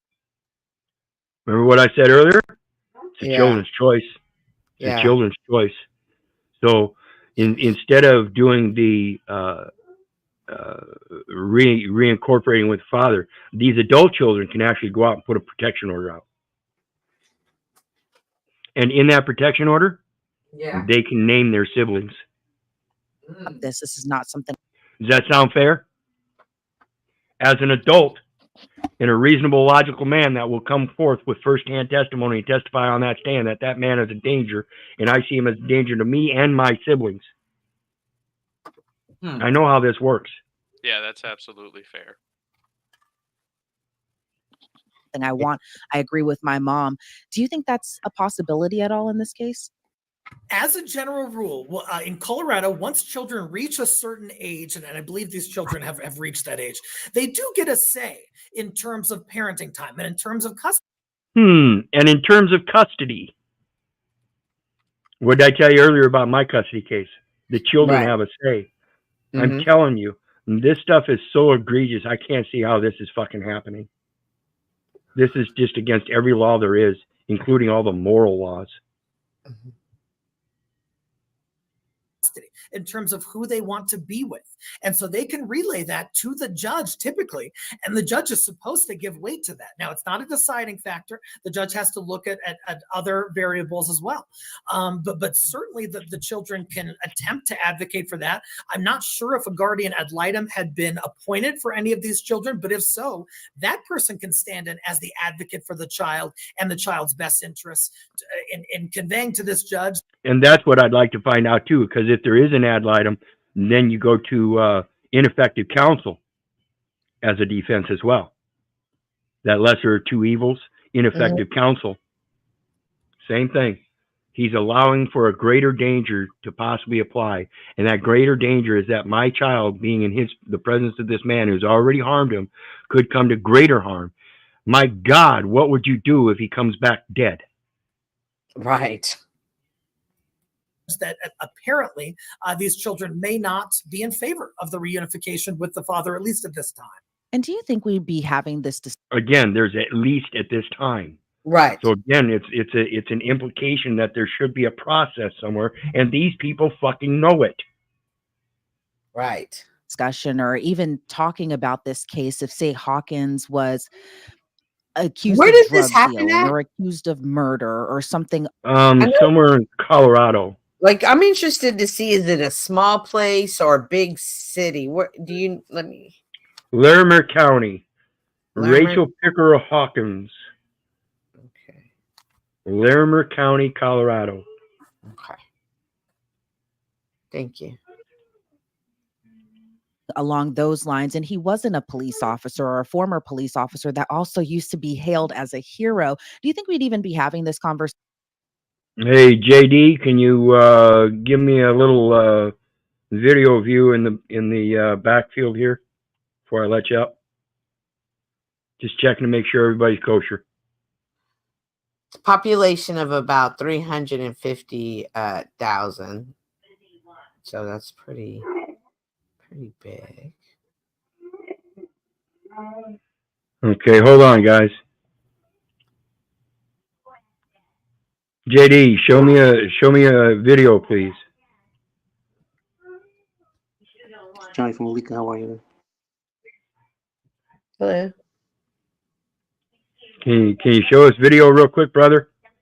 Oh, hello, I just heard you guys on, so I wanted to come because you asked a question. I think you brought up something that's been on my mind for a long time, which is how can they do this? You know, Keith, I was like, how? You know, you asked that. How can they do this? How can they do what? Yeah. Treat children like this, and then as adults, not protect them. Okay. I was just vetting, Wizard. Yeah, we're good. I've already got sense. I mean, it's a very. It has to be something with the War Powers Act, as you talked before. It has to be something with regards to the state of emergency, as you mentioned before.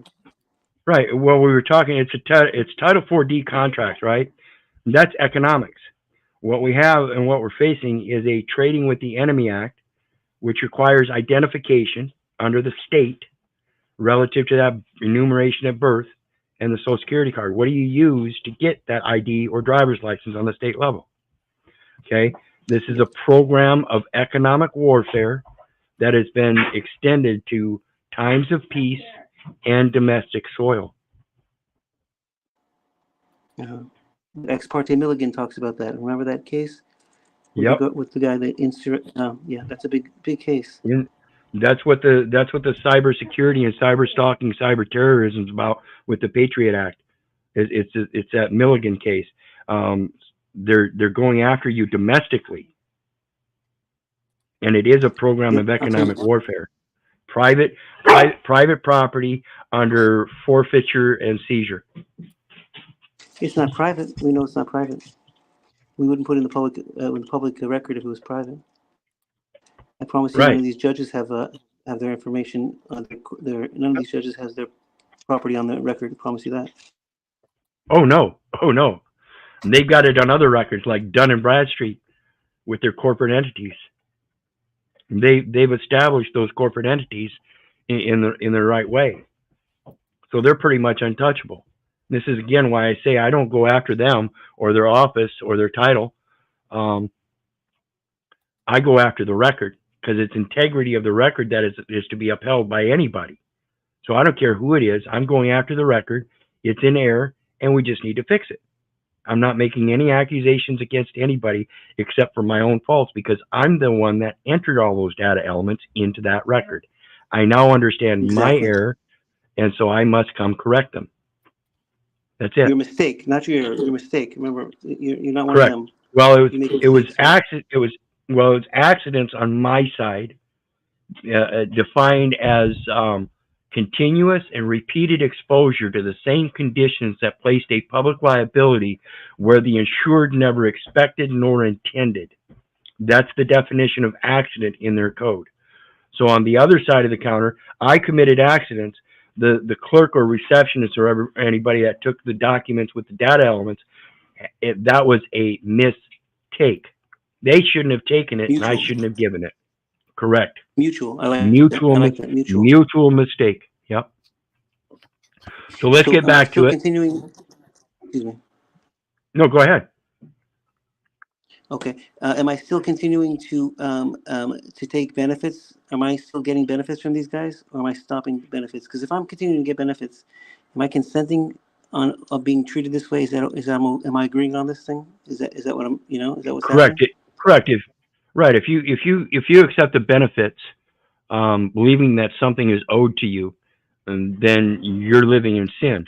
Whereas if you understand the thing about credit, that you are just a pass-through, and all credence goes to Him, all glory goes to Him, and just to be the pass-through of credit, then you are not want for anything. Your needs are fulfilled. He takes care of even the smallest creature. So this is my premise in this economic society. I don't care if I got a roof over my head or not. I'm still in His house. You can't say I'm homeless. So it's a matter of defeating their principles of economics and this cost of living thing. Was there a cost of living when He created us and said, you shall pay rent? That you shall have utilities? That you shall be able to communicate wirelessly? And for that you should pay because it's a benefit? None of that was ever said. And this is why I don't understand why people can't find a simpler solution in nature. They'd rather fall to the comfort and convenience of the economies. But didn't they make it a way to quote unquote pay? Don't we know there's ways to satisfy? I mean, to stay in honor, to satisfy, to use different negotiable instruments, or to use different instruments to satisfy that outstanding instrument, or that whatever. Right. They're offering. Right, and it's a matter of getting, again, that correction of the record so it doesn't say payment, but payable on death. Owe no man anything but to love one another. So while you live, you love everybody you can. If there are any debts to be claimed, they are payable on death. That way you don't take them against me, you take them against the estate. This is the thing about a material existence. You can't take anything to heaven with you. So leave it as a payable on death. If you think you can prove that I owe you anything, then you have to go through the estate. Oh, that's interesting. So I'm giving back that birth certificate because it's not mine, right? It's all correct. hearsay, right? Correct. You're going to get it. And again, there's an authentication process, and then you can submit it back to the Health and Human Services for the State Recovery Program with a directive for that correction of the record. And that's so they can collect up all those things that you did during your life. Employment records, education records, medical records, any college records, tax records, all of it. And this is the Social Security statement and the live numidant. They're going to have records of all of it, all your transactions, everything. And you settle those accounts by sending them off to the United States under that title transfer. Once they're settled and cleared, if there's a remainder, there's a transfer again to the United States Postal Service of that title. That way you have an advance deposit credits. Now you're working on credits, and that title is in the right hands. The judicial office, not the administrative. Interesting. And is this a state level and federal level authentication for the birth certificate? Yes, yes. Send it off to the state first. You get it from the state. Send it off to the state for authentication. And then you send it off to the United States for authentication at the federal level. Then you send it back to the Health and Human Services with your directive for settlement. Full acquittance and discharge, so that no person shall be held liable in any court in the interest of the United States and for the account of the United States. Amicus curiae, coming third party friend of the court. I'm not an enemy. Okay, so let's continue on with this. Given that Hawkins was at one time this decorated hero in Colorado. A lot of people looked up to him. A lot of people aspired to kind of be as brave as him during the shooting that had happened about a decade ago. But do you think that we'd even be having this conversation if he wasn't a police officer and he was accused of something else like murder or drug dealing?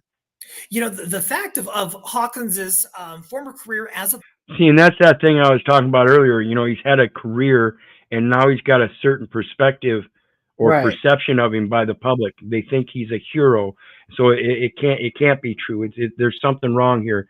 So the woman has to be manipulative. No, I was just saying that because he was saying that was his defense. Right. Yeah. Right. And see, that's what I'm saying as well. You know, if he puts that out, the people that have faith in him would have a greater degree of belief that she is a manipulator. Okay, gotcha. Police officer, his apparently heroic efforts in the theater shooting in Colorado, and then the fact of these very severe inflammatory allegations against him, I think has pushed this case to the forefront. So it's present in our minds now. Whereas if those aspects, yeah, and he did say severe and inflammatory accusations, and that's why I clicked on it and set it up for this. This was just put out yesterday, so like I said, I didn't watch this. I just saw the captions. Wow, this has got to be an exciting one. Let's watch this one. And like I said, it's a very interesting thing that you know, the extreme accusations that they've got. Again, like I said, they are.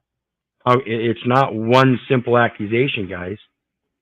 This is multiple accusations from multiple people that supposedly happened over multiple years, just now coming forth.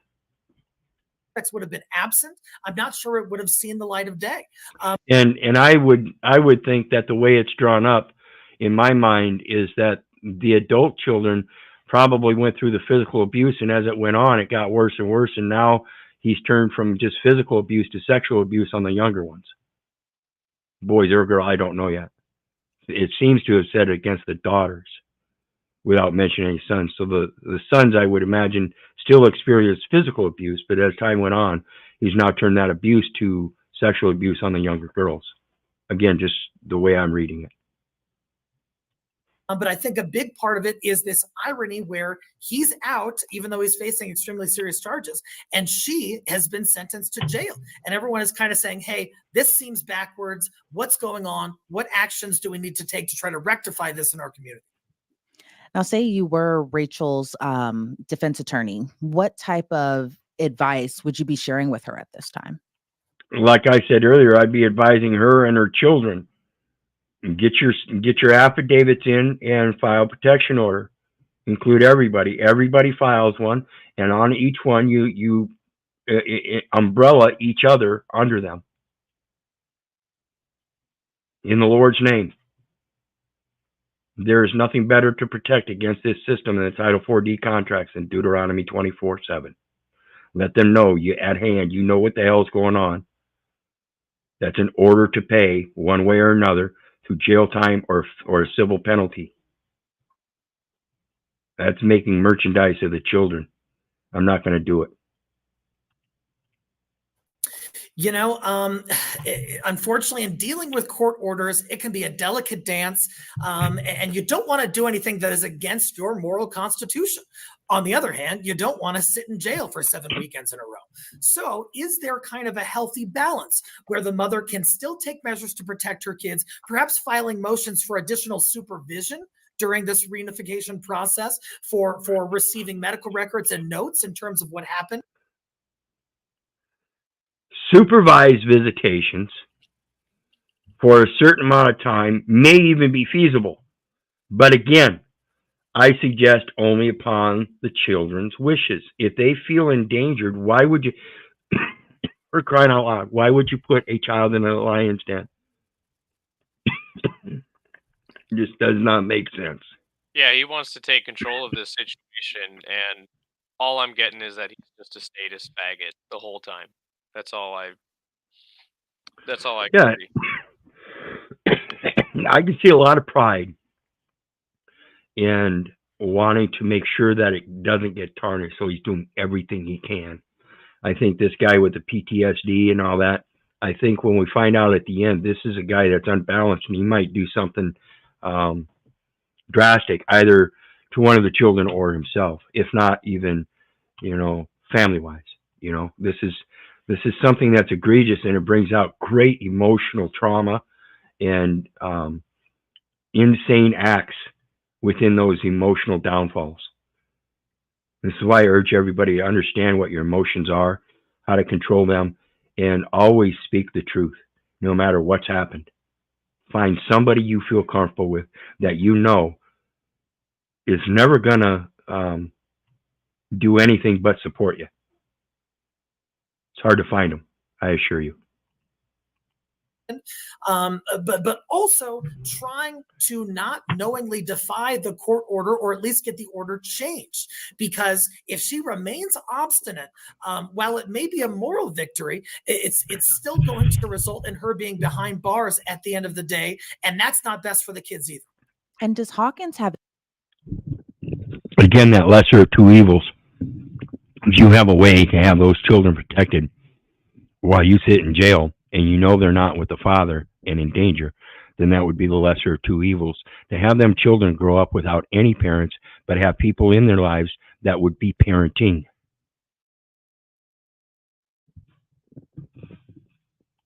Any legs to stand on when it comes to his fight for sole custody of his children? Do you think that there's any type of way that could actually happen?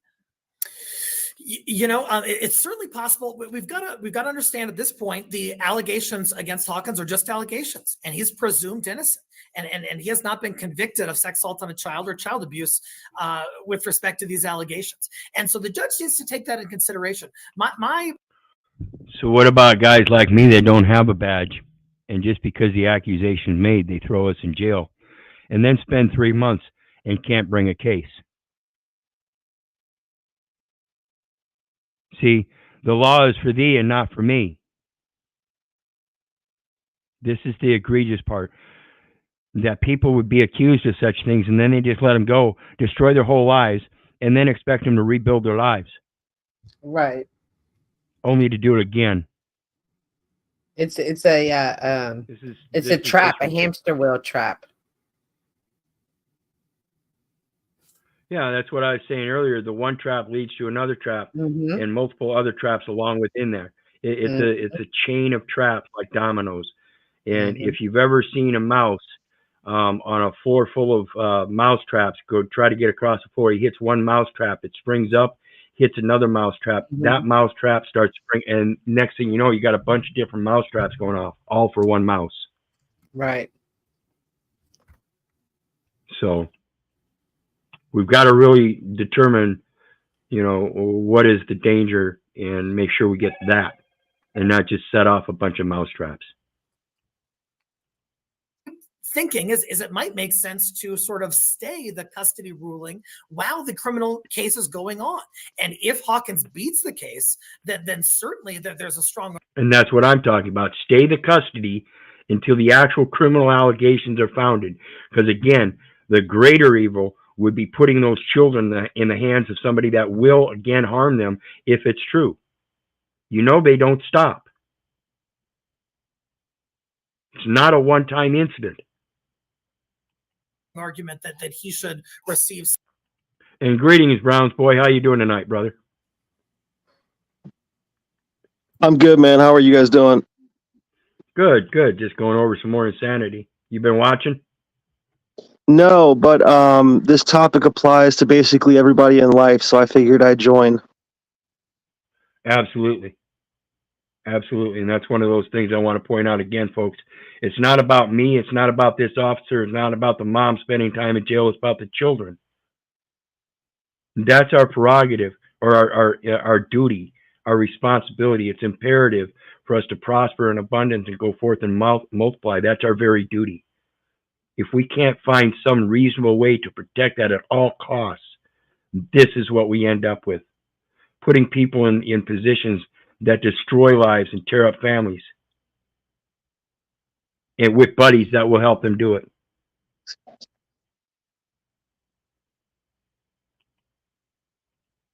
Some significant portion of custody. If instead he cops a plea or is convicted, that of course changes the dynamic in terms of what's best for the kids and whether they would be safe around him for any period.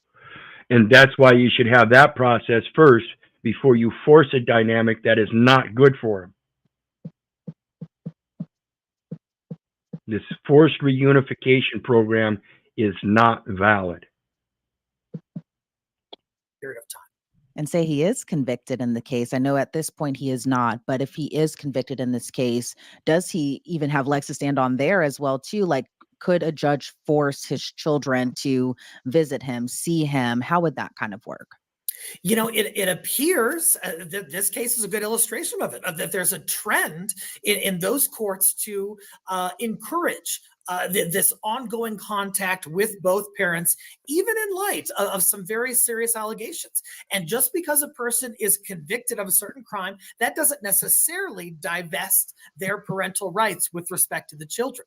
And so I could see a court, even in light of a conviction, moving towards some possibility of contact down the road. Now, these kids may become again, a process of some sort of contact down the road, but they wouldn't move on it immediately. And notice he still never said that they would or could or couldn't. He said that they would indulge.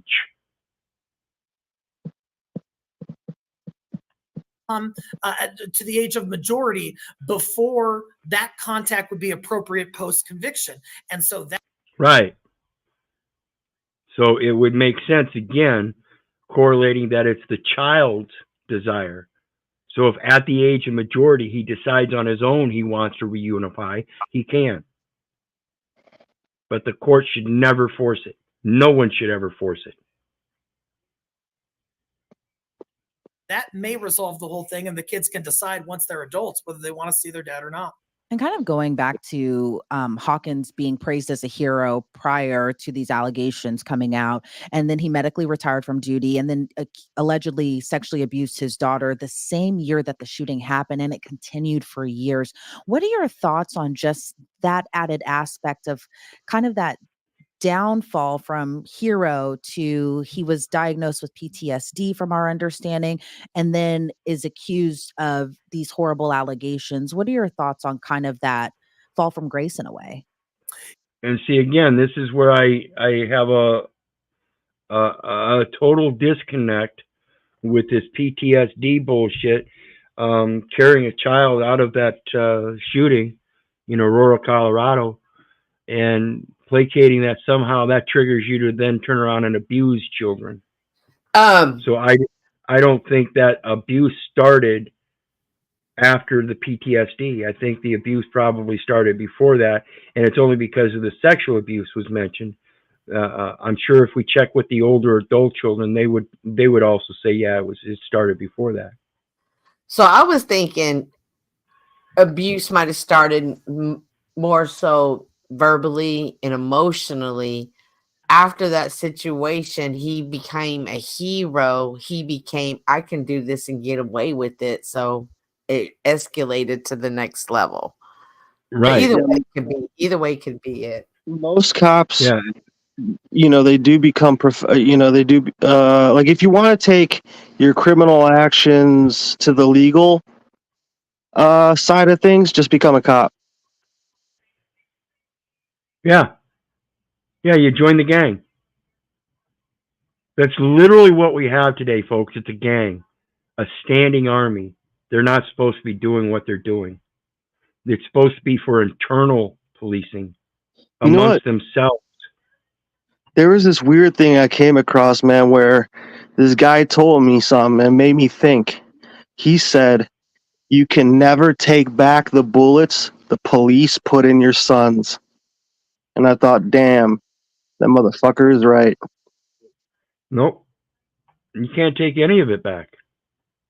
That's why I say even to the extent of coining your words or pursing your lips, you can speak someone into death. You know, I think Hawkins' defense team, will use that as mitigating circumstances. They're going to say, hey, this person made a substantial contribution to this community. It's my understanding that he allegedly brought out a wounded 6-year-old from the theater shooting. And so if all that's true, then he absolutely did make such a contribution. That's significant. The fact that he has... but it's significant as to the opposing dynamic again of carrying a injured child, 6-year-old child out, and then turning around and using that as a PTSD thing to somehow abuse children. I don't see it. I do not see how that mechanism is triggered. There's something wrong with this man. PTSD and other issues because of it, and that could have contributed to his behavior. That's significant. But I think the mother is alleging that this abuse occurred not only after the theater shooting, but also before. See? I told you. Mother accused that these accusations were going on before the PTSD. Yeah, he said it. You did say that. I'm spot on when I do this stuff, folks. I've been through this. I know what happens. I'm telling you. It's terrible. It shows something too, because predicting the future is, essentially impossible. But if you can cue in on certain things like Arrow just did, he just called something out that would happen in a video as a prediction, and he was correct. Because he listened to the facts and he didn't get emotional. Yes, and it's not a prediction. It's a process. It's a path. It's a pattern. And people refuse to see the patterns. That cuts against sort of looking at Hawkins with a sympathetic lens. And so we'll have to see kind of looks like Tarek, bro. But they do have some cards in their hand that they can play. Well, Eric Faddis, I really appreciate your thoughts and your insight into this case. Before we sign you off, is there anything else you would like to add? Just that I think it's healthy to have this sort of public discourse about what's going on in the courts. Sometimes it's so... Absolutely. And that's why I'm doing this review. Like I said earlier, we need to talk about this stuff, folks. We need, as a body, people outside of the courts, the people that it's really affecting, the ones that they're arresting, the ones they're taking the children away, the ones they're destroying the families. We need to discuss this. Are we not all? I think all of us are from a broken family somehow, aren't we? Oh, yeah, I am. Yeah. So easy for those processes to be kind of siloed and just specific only to the individuals involved, and they never, the case never sees the light of day. I think the fact that we're talking about what is the court's proper role, how best do we protect children, how best do we foster ideal outcomes with families, these are all important questions, and this case has got us talking about it. All right, Eric, again, thank you so much. I really appreciate your time today. Good to be with you.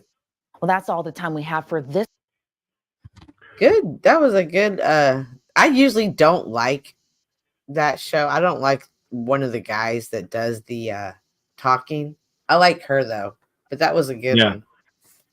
Yeah, and that's, I know you took some notes, so we'll start out with Cynthia. What do you got in your notes there? What are some fine points that you wanted to go over? Well, we already touched on everything. I'm curious to see. I want her to go and use that choice of evil. That was the first time I've ever heard that term in the legal system. But we had touched on everything that I had written down of the forced. But you're absolutely right as far as it's something we need to pay attention to. I think this is something that is far too common in homes in America and around the world that aren't talked about because it's considered taboo. Nobody wants to talk about it because they don't want to be judged, whether they have been a victim, a predator, know somebody, loved somebody that was either or. So it's good to have these discourses. I agree. Yeah, and I think it goes back to that psychology and psychiatry I was talking about earlier. I think we need to distinguish those as definitely different from what our natural spirit says. And when we come across these problems, find other spiritual beings we can connect and communicate with. These scientists and medical technicians, they're not doing that. And that's truly, in my opinion, the help we need, not some medical diagnosis. Mm-hmm. Yeah, those medical people are really psychotic in my mind, in my experience. They trust in meds way too much and everything. Well, and the doctors that are reach a certain degree to be that doctor, when they take that oath, it's a Hippocratic oath to Apollo and the Greek gods in a Christian society. Yeah, that's pretty backwards, isn't it? Yeah, the same one that gave birth to your daughter and your son, bringing them up as Christians. According to Christianity, he's a heathen, and he took an oath to so.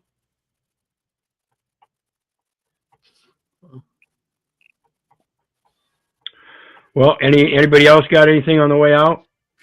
Oh, good show, Wizard. I'm glad I caught it. I do hope you stay up on the case because I'm curious to see what's going to happen to him. I'm curious to see, is she going to have to do another week? I'm assuming she's only done 1 week, maybe 2 weekends. Right. So, like I said, it just came out yesterday, so right. I'm going to keep up on it and see what happens. It's one of the most interesting cases by the title. It was just dumbfounded me. How the fuck did this happen? And then when we get into it and find out the judge did what he did against all reason under that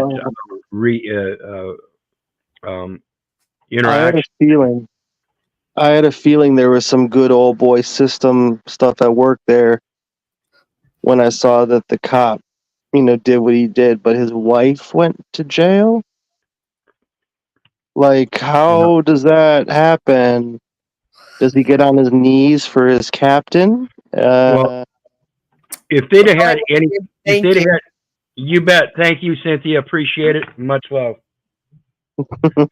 So when when I looked it's a Masonic thing.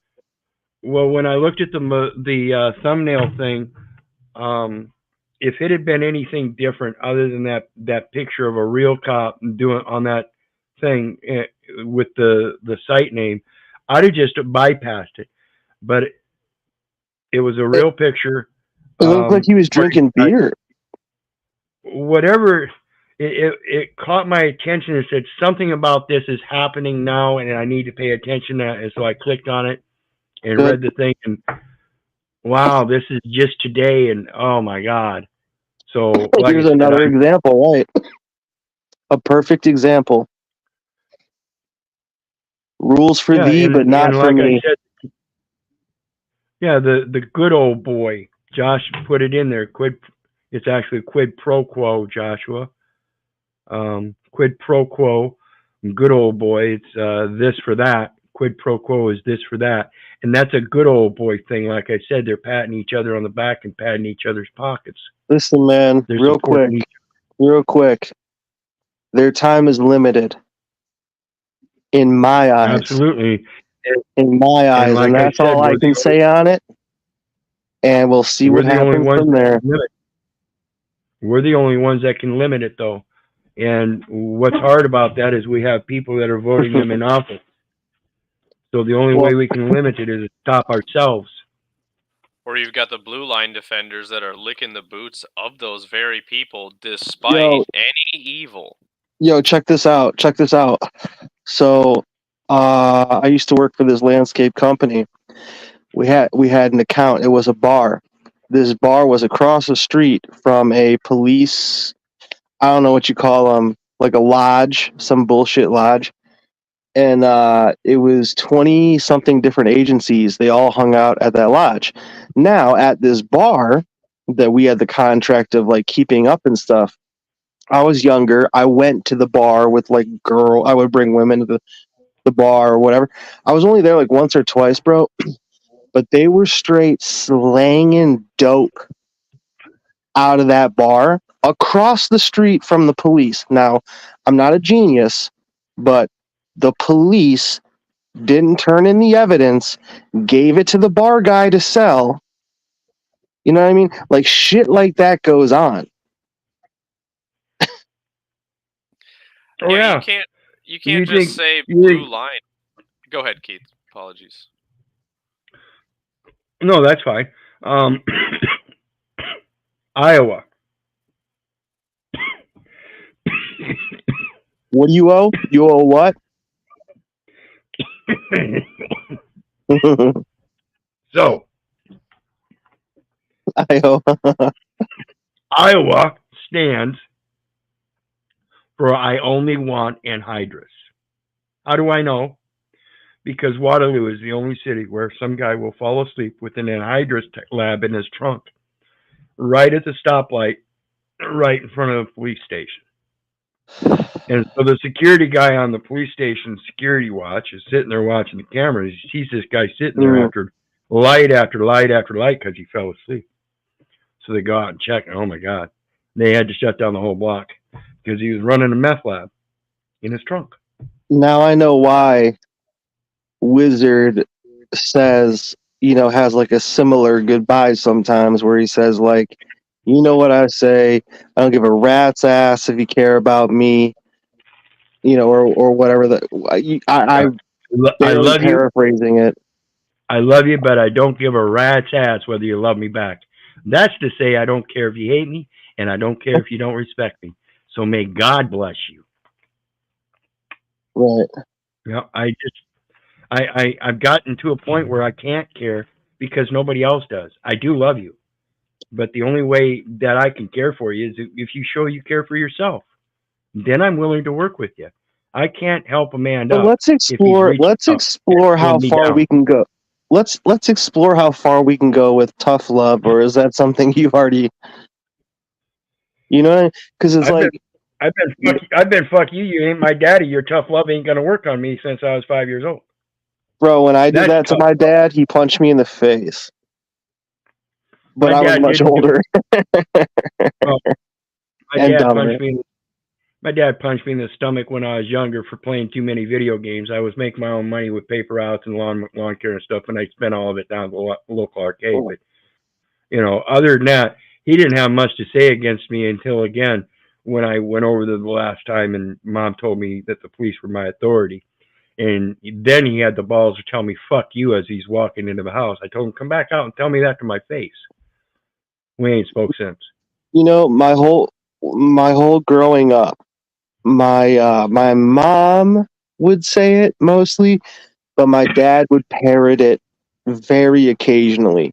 He would say, "You should become a lawyer," with the way that you put your words together. You know what I mean? But they didn't say it like that. They just didn't like that I listened to what they said and literally just did it. I showed them how it didn't make sense what they said.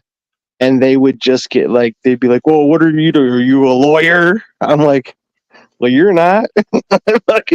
Like the famous one from my mom was, "Keith, you always think you got to be right." No, that's so long. It's just that I don't want to walk around saying stupid shit like everybody else. So I do say what I know and only what I know. Yeah, because if you say something and you are correct, you are right. There's no fault. But if you walk around saying a bunch of shit that's incorrect and then tell other people that they think that they're correct, it's like, what? Bro, the craziness is like insane. Well documented too. History repeats itself. Just read it. And when you comprehend it like I do, you'll see that history is nothing but a narcissistic story of the victor over the victim. Ooh, I never thought of that one. So anyway, guys, what do you got on the way out? I got to go get Peace, me something to love. Keep doing what y'all doing. Bye. eat. Absolutely. Thanks for stopping up. Well, thanks for having me, Brother Keith. Another excellent live. Absolutely. Get into that I did get, security. yep, I did get your note earlier, and I'm sorry I spaced. We were supposed to try to get together again. Let's do that tomorrow morning sometime. You going to be available? I am working. If Saturday works, Okay. that'd be better for me. Sounds good. All right. Hey, Keith. Thank you. All right. You. You bet. Thanks, Anthony. Keith, real quick. All right. Love you, brother. I know you got to run. I love you too. Sorry to interrupt you. I know you got to No, run. that's good. Are you on Telegram ever? Or are you still off? Are you playing around with Telegram at all? I just got it set up today. Oh, you did? That's awesome. You share it. It You should share be. that. Yeah. It should be Share Keith it. Little on there. I haven't looked it up. It should be Keith Little. So we'll see. Are you still with Malika? Are you still working with Malika? Yep. Oh, nice. Absolutely. Okay, cool. That's awesome. Yeah, so it's good to see. It would be nice to see you over there. But I definitely I mean, I don't see. I mean, I see Bobby a lot on Telegram. I don't know if you see him around here, or if he comes visit you here. But I don't think he goes back. I haven't seen him in Malika's class in her courses in a while. But Yeah, I you don't know, think he's. Yeah.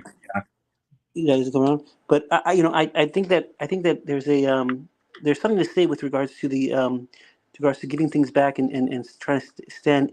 That's why I look at equity, right? Because and when everybody throws around the word equity, it's like, this is not a time. It's a time traveler. It talks about that, but you have to be in equity in order to get equity, right? And if you think about that, that's like that means that everything else that we've done before was in equity. So can we ever get anything? If we ever get relief or compensated or met for all those damages they caused or made whole? I don't know. That's that correction of the record. When you correct the record through a drawback, you're drawing back all those funds that you paid into the system through your lifetime that you weren't supposed to, you weren't qualified to. That's all kept on record. So when you reconcile that record through the automated clearinghouse, there should have a remainder. That remainder gets transferred back to in a merger with the new estate and put in the proper hands with the judicial office. That's the Postal Service. Right now, it's held at the state in the administrative hands. I see. No, and I like that because I like the fact that we talk about administrative and I'm not so sure I yet to understand the judicial and postal, but I guess that connection will be made soon. I'll do some research about that. I don't want to take so much of your time there. Is there a connection that's a simple connection, or how did you make that connection between judicial and postal? 39 USC 2002. The capital of the Postal Service shall consist of the equity. That's it. 39 USC 2002. Yep, 39 USC 2002. I'm looking that up.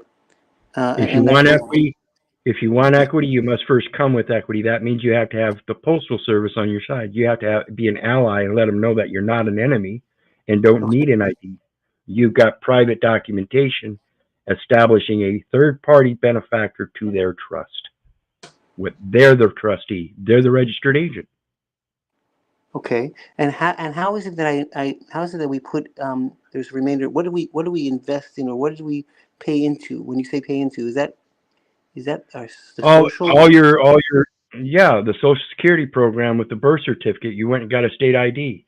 Now everything you've done under that at an age of an adult, when you went and got that ID and filled out the SS5 and used the birth certificate to go get that ID or driver's license, everything from that point on was done on state business. You were the authorized representative to place a public liability on the record. That's state business. I didn't mean to put a public liability on the record. That would have been an accident due to continuous and repeated exposure to the same events that I wasn't aware of. And as the insured, I never expected nor intended that. And what did I put into or pay into? Did I pay? Are you talking about the taxes, that kind of thing? Taxes, fines, fees, penalties, registration fees, everything. When you registered your child for school every year and it cost you $250 to register it, that was on state business. You weren't So of how the much? oath of office to do it. You weren't required to Yeah, pay. right, right. But we got some benefit. Are we going to take back the benefits too? Will they subtract all the benefits that we got, or they wouldn't subtract the benefits? Yeah, everything will balance out. How much do you It'll think it is, like more or automatically less? Do you have say an what? idea? Yeah, do you have an idea what the number looks like, more or less? Like, what are we shooting? What are people are shooting for? Like, what do you think we paid into it? Like an average guy that's Well, maybe 65. I have no idea. None. The interest rates, inflation rates have all changed, and they manipulate it. So it's all been a false system. Again, it's going back to a credit system where now you're allowed to extend credits. And when you understand the credit system, and I've explained this before, you take a battery charger, and your neighbor has a car out in the parking lot, the battery's dead.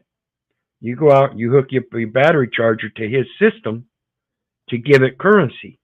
Mm-hmm. You charge it up. You get your battery charger back and everything Right. that was there before. It doesn't deplete you. So when you use this credit system, the third party benefactor agrees to make third party payment for the customer, so long as it's understood that the third party benefactor or credit is given to the third party benefactor's account. A verbiage like that showing that you're willing to pay for it, so long as credit is given back to your account. Are we talking about millions or no? Not that high. Yeah, it just depends. I've heard all kinds of figures, but to me it doesn't matter. Again, I'm not wanting on that monetary system. I'm wanting for the correction of the records so that I can be treated properly from now on. That's what it Okay. goes down to, is the treatment. I see. Okay. So in that case, what can I ask you? What if we just gave it all back and then just said, and maybe even in a sense operated in trust? Maybe I'm not so sure. I'm really okay. I'm not sure that that's not going to be able to be pierced also. But what if we just gave back to the person? We could say that's not me. That's hearsay, or gave back that used, I guess, everything else through our own efforts and gave back everything else. I mean, would they still have the same power? Well, well, see, the thing about the birth certificate is it's a transfer instrument. So what you're effectively going to do is you're going to transfer that probated estate out of the state's hands, put it in the hands of the United States to probate it, and they're bankrupt. So they can't charge the estate for the bankruptcy. What they can do is do the automated clearinghouse process to clear out all debts, making sure all creditors are made whole. And in that record, they'll find out that you're the creditor. You're the original creditor. All other credit was, in fact, an extension. And therefore, once everything's done and taken care of, everything comes back to you. Wow. Okay. All right. I don't want to take any more of your time. Appreciate you can go on for a long time, but I appreciate all your insight there. It makes I could see that as an actual factual kind of deal, an actual procedure that could actually get us somewhere, and get them to stop bothering us and taken from us, because that Constitution it's just been I've taken advantage. It's just been taken apart. It's been stripped and it's been a mess. I mean, from what I know, from me, I was lost. But, yeah, and that's what people have to understand. They have to learn what constitutes them. All right. Well, with that, I'm going to give you one more chance. 3, 2, 1. All right. You guys know me. I love you, but I don't give a rat's ass whether you love me back. That's to say, I don't care if you hate me. I don't care if you don't respect me. That's on you. So may God bless you and have a good night. We'll see everybody next time. Bye now.